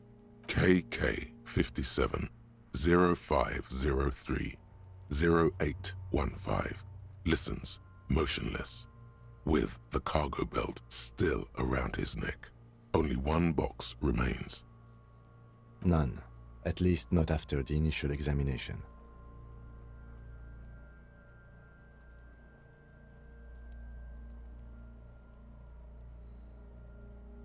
Interfering with the body's position or wounds post-mortem.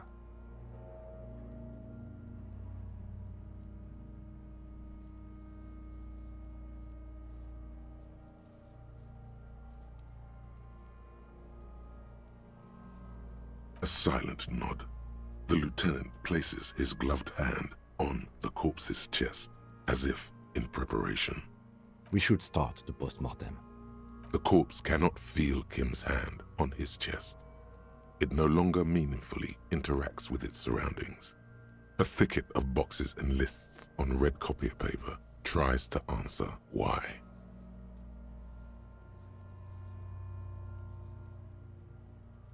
Clothes. The deceased wears armored boots and white briefs. The make of the briefs is Babrodin, I think. Let's see. See, it's happening. Babrodin, yes. Inexpensive. Size M. Color white. The disappointment is palpable. The red-haired thing was expecting something more lurid. The rest of the clothes have been removed post-mortem by scavengers in order to get to the victim's ceramic armor. Officers are in search of the missing pieces. Removal of the boots is left for processing. It would be clever of you to omit the boots altogether, sire. If you are to keep them for yourself, as you ought to, you have deserved them more than anyone else. The boot has a serial number. It's E50.100.100. The lines between the plates are in the shape of the alphanumerical. The number is purposefully concealed by the design. Tattoos. The upper torso is covered in a single, continuous tattoo, resembling a map of the night sky. It reaches from the right shoulder to the heart. The ink is blue and white. The assistant has a color photograph of the markings, to be added to the case files as document A1. The photo is taken on the scene, using a Trigat Mini.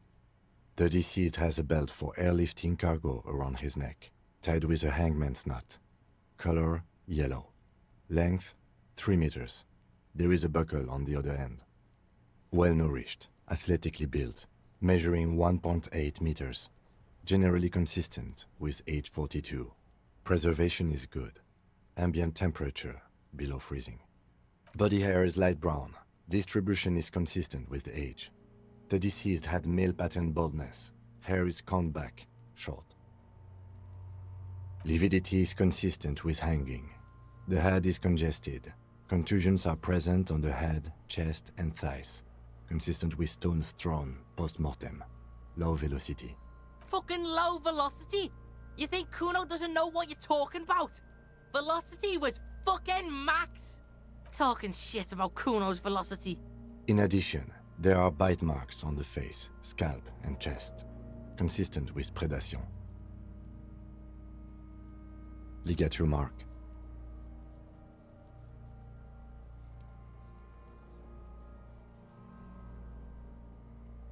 The steel wiring. There's too much of it. We need to remove the belt so we can get to the ligature mark. You got just the right tool for that. The chain cutters.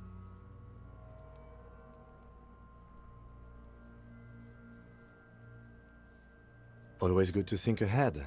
Now, we need to cut the belt to see the ligature mark below. Carefully, with as much precision as you can. See? My pig is gonna fuck his head off. No, he ain't. Your pig's a boring fuck.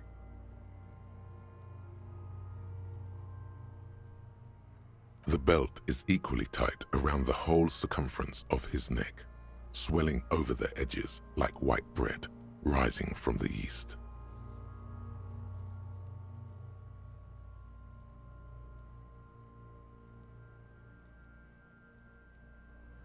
You are? You're Kuno's pig? Stupid argument. You jam the cutters right under the knot. That seems like a smart idea. Yeah, somewhere there. Already they're buried deep in the man's flesh. Then you rotate them to get a better hold. Then... The lieutenant looks by, somewhat worried as you summon power words to your aid. Yeah, fuck him! Fuck that faggoty! Corpse fucking time! Told you my pig was hardcore. I should have a go first. I think I have a strategy. He sinks the cutters into the knot, preparing to perform the cuts, with his elbow to his knee for precision. Snap. The knot is slashed. Another cut and the belt falls apart like a flower bouquet, revealing the dead man's neck and the dark red ligature mark around it. Here.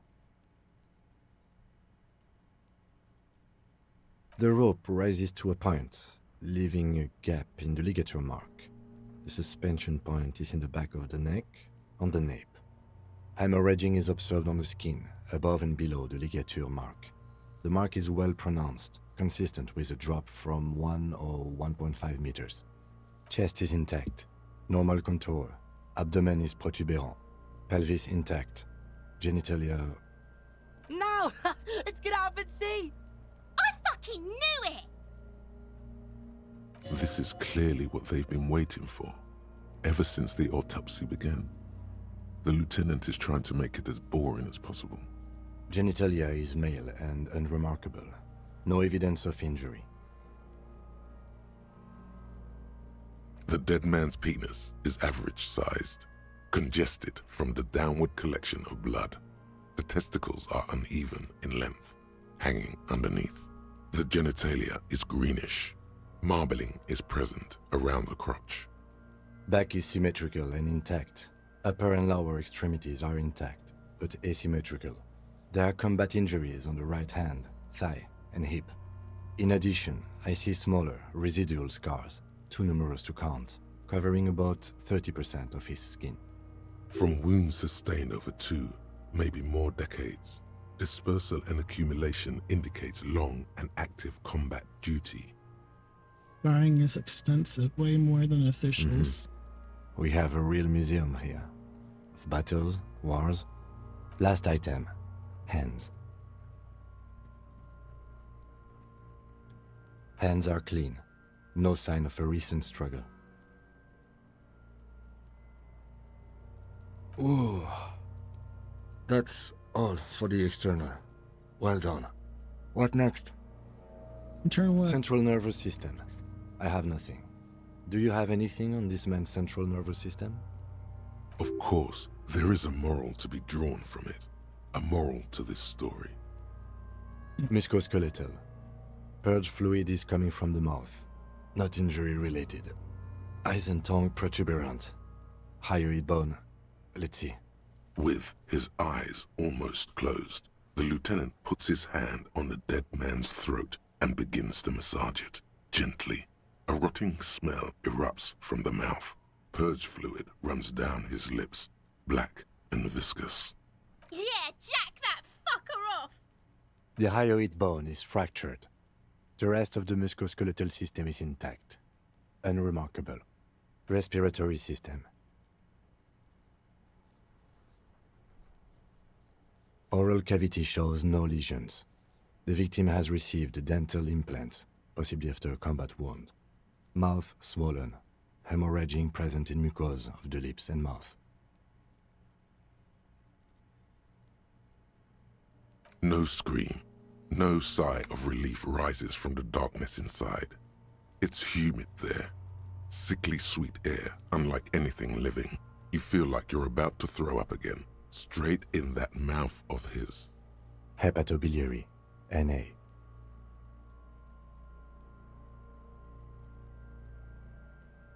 Ah, are you a hepatobiliary expert? Same for toxicology and serology, NA. Cardiovascular. The body exhibits heavy lividity. Blood has gathered in the hands, feet, and neck.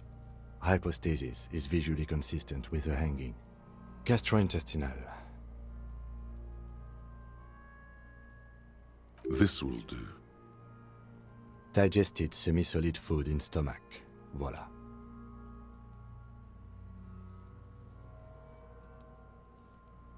What's next on the list?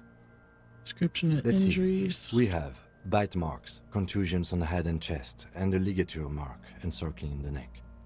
You'll need 3 fields. Leave a 4th one too.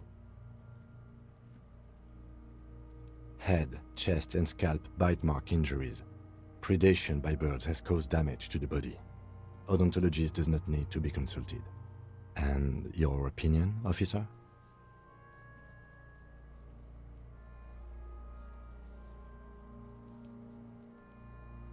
Agreed.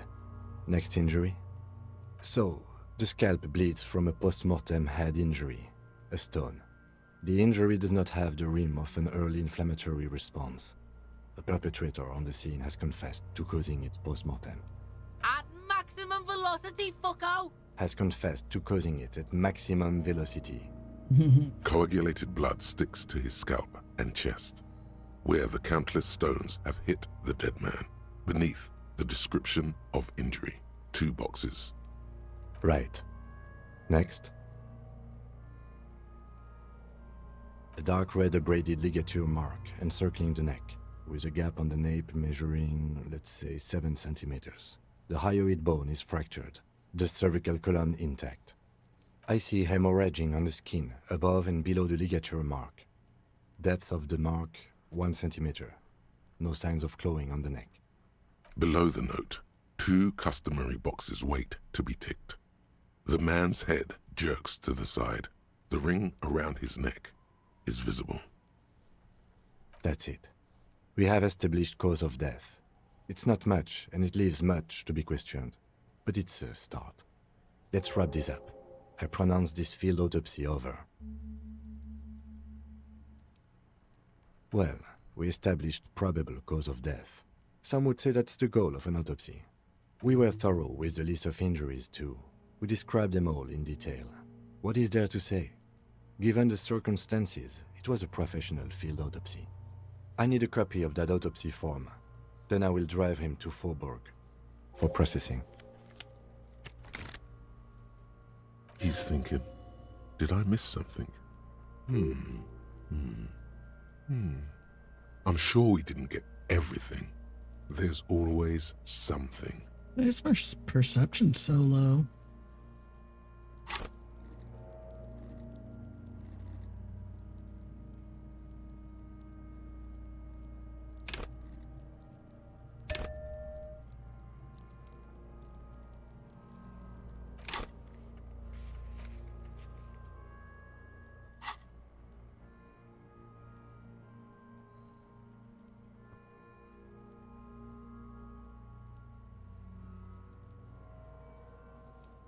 I thought we decided to leave it to processing.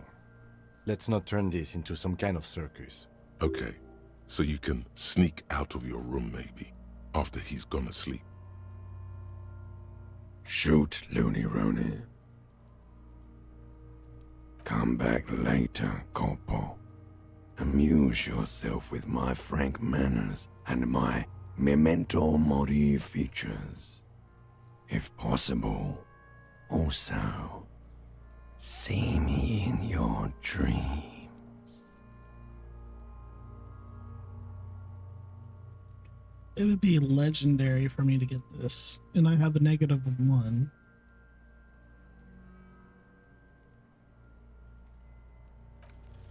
You run your hands over the victim's cold body, his limbs, his torso with its swollen organs.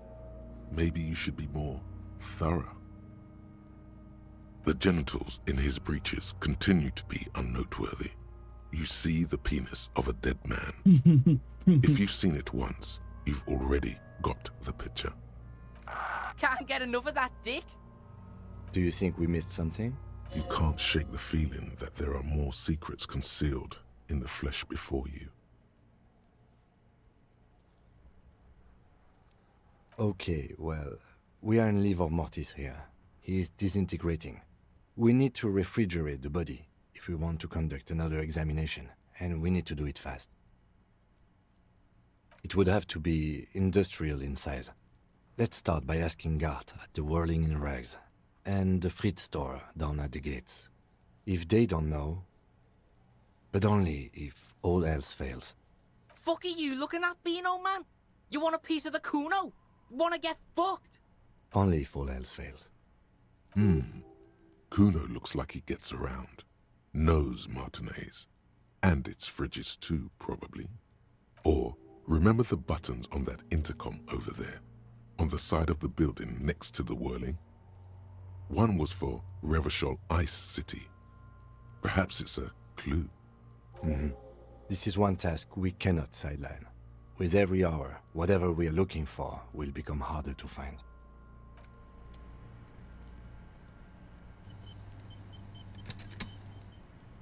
Alright.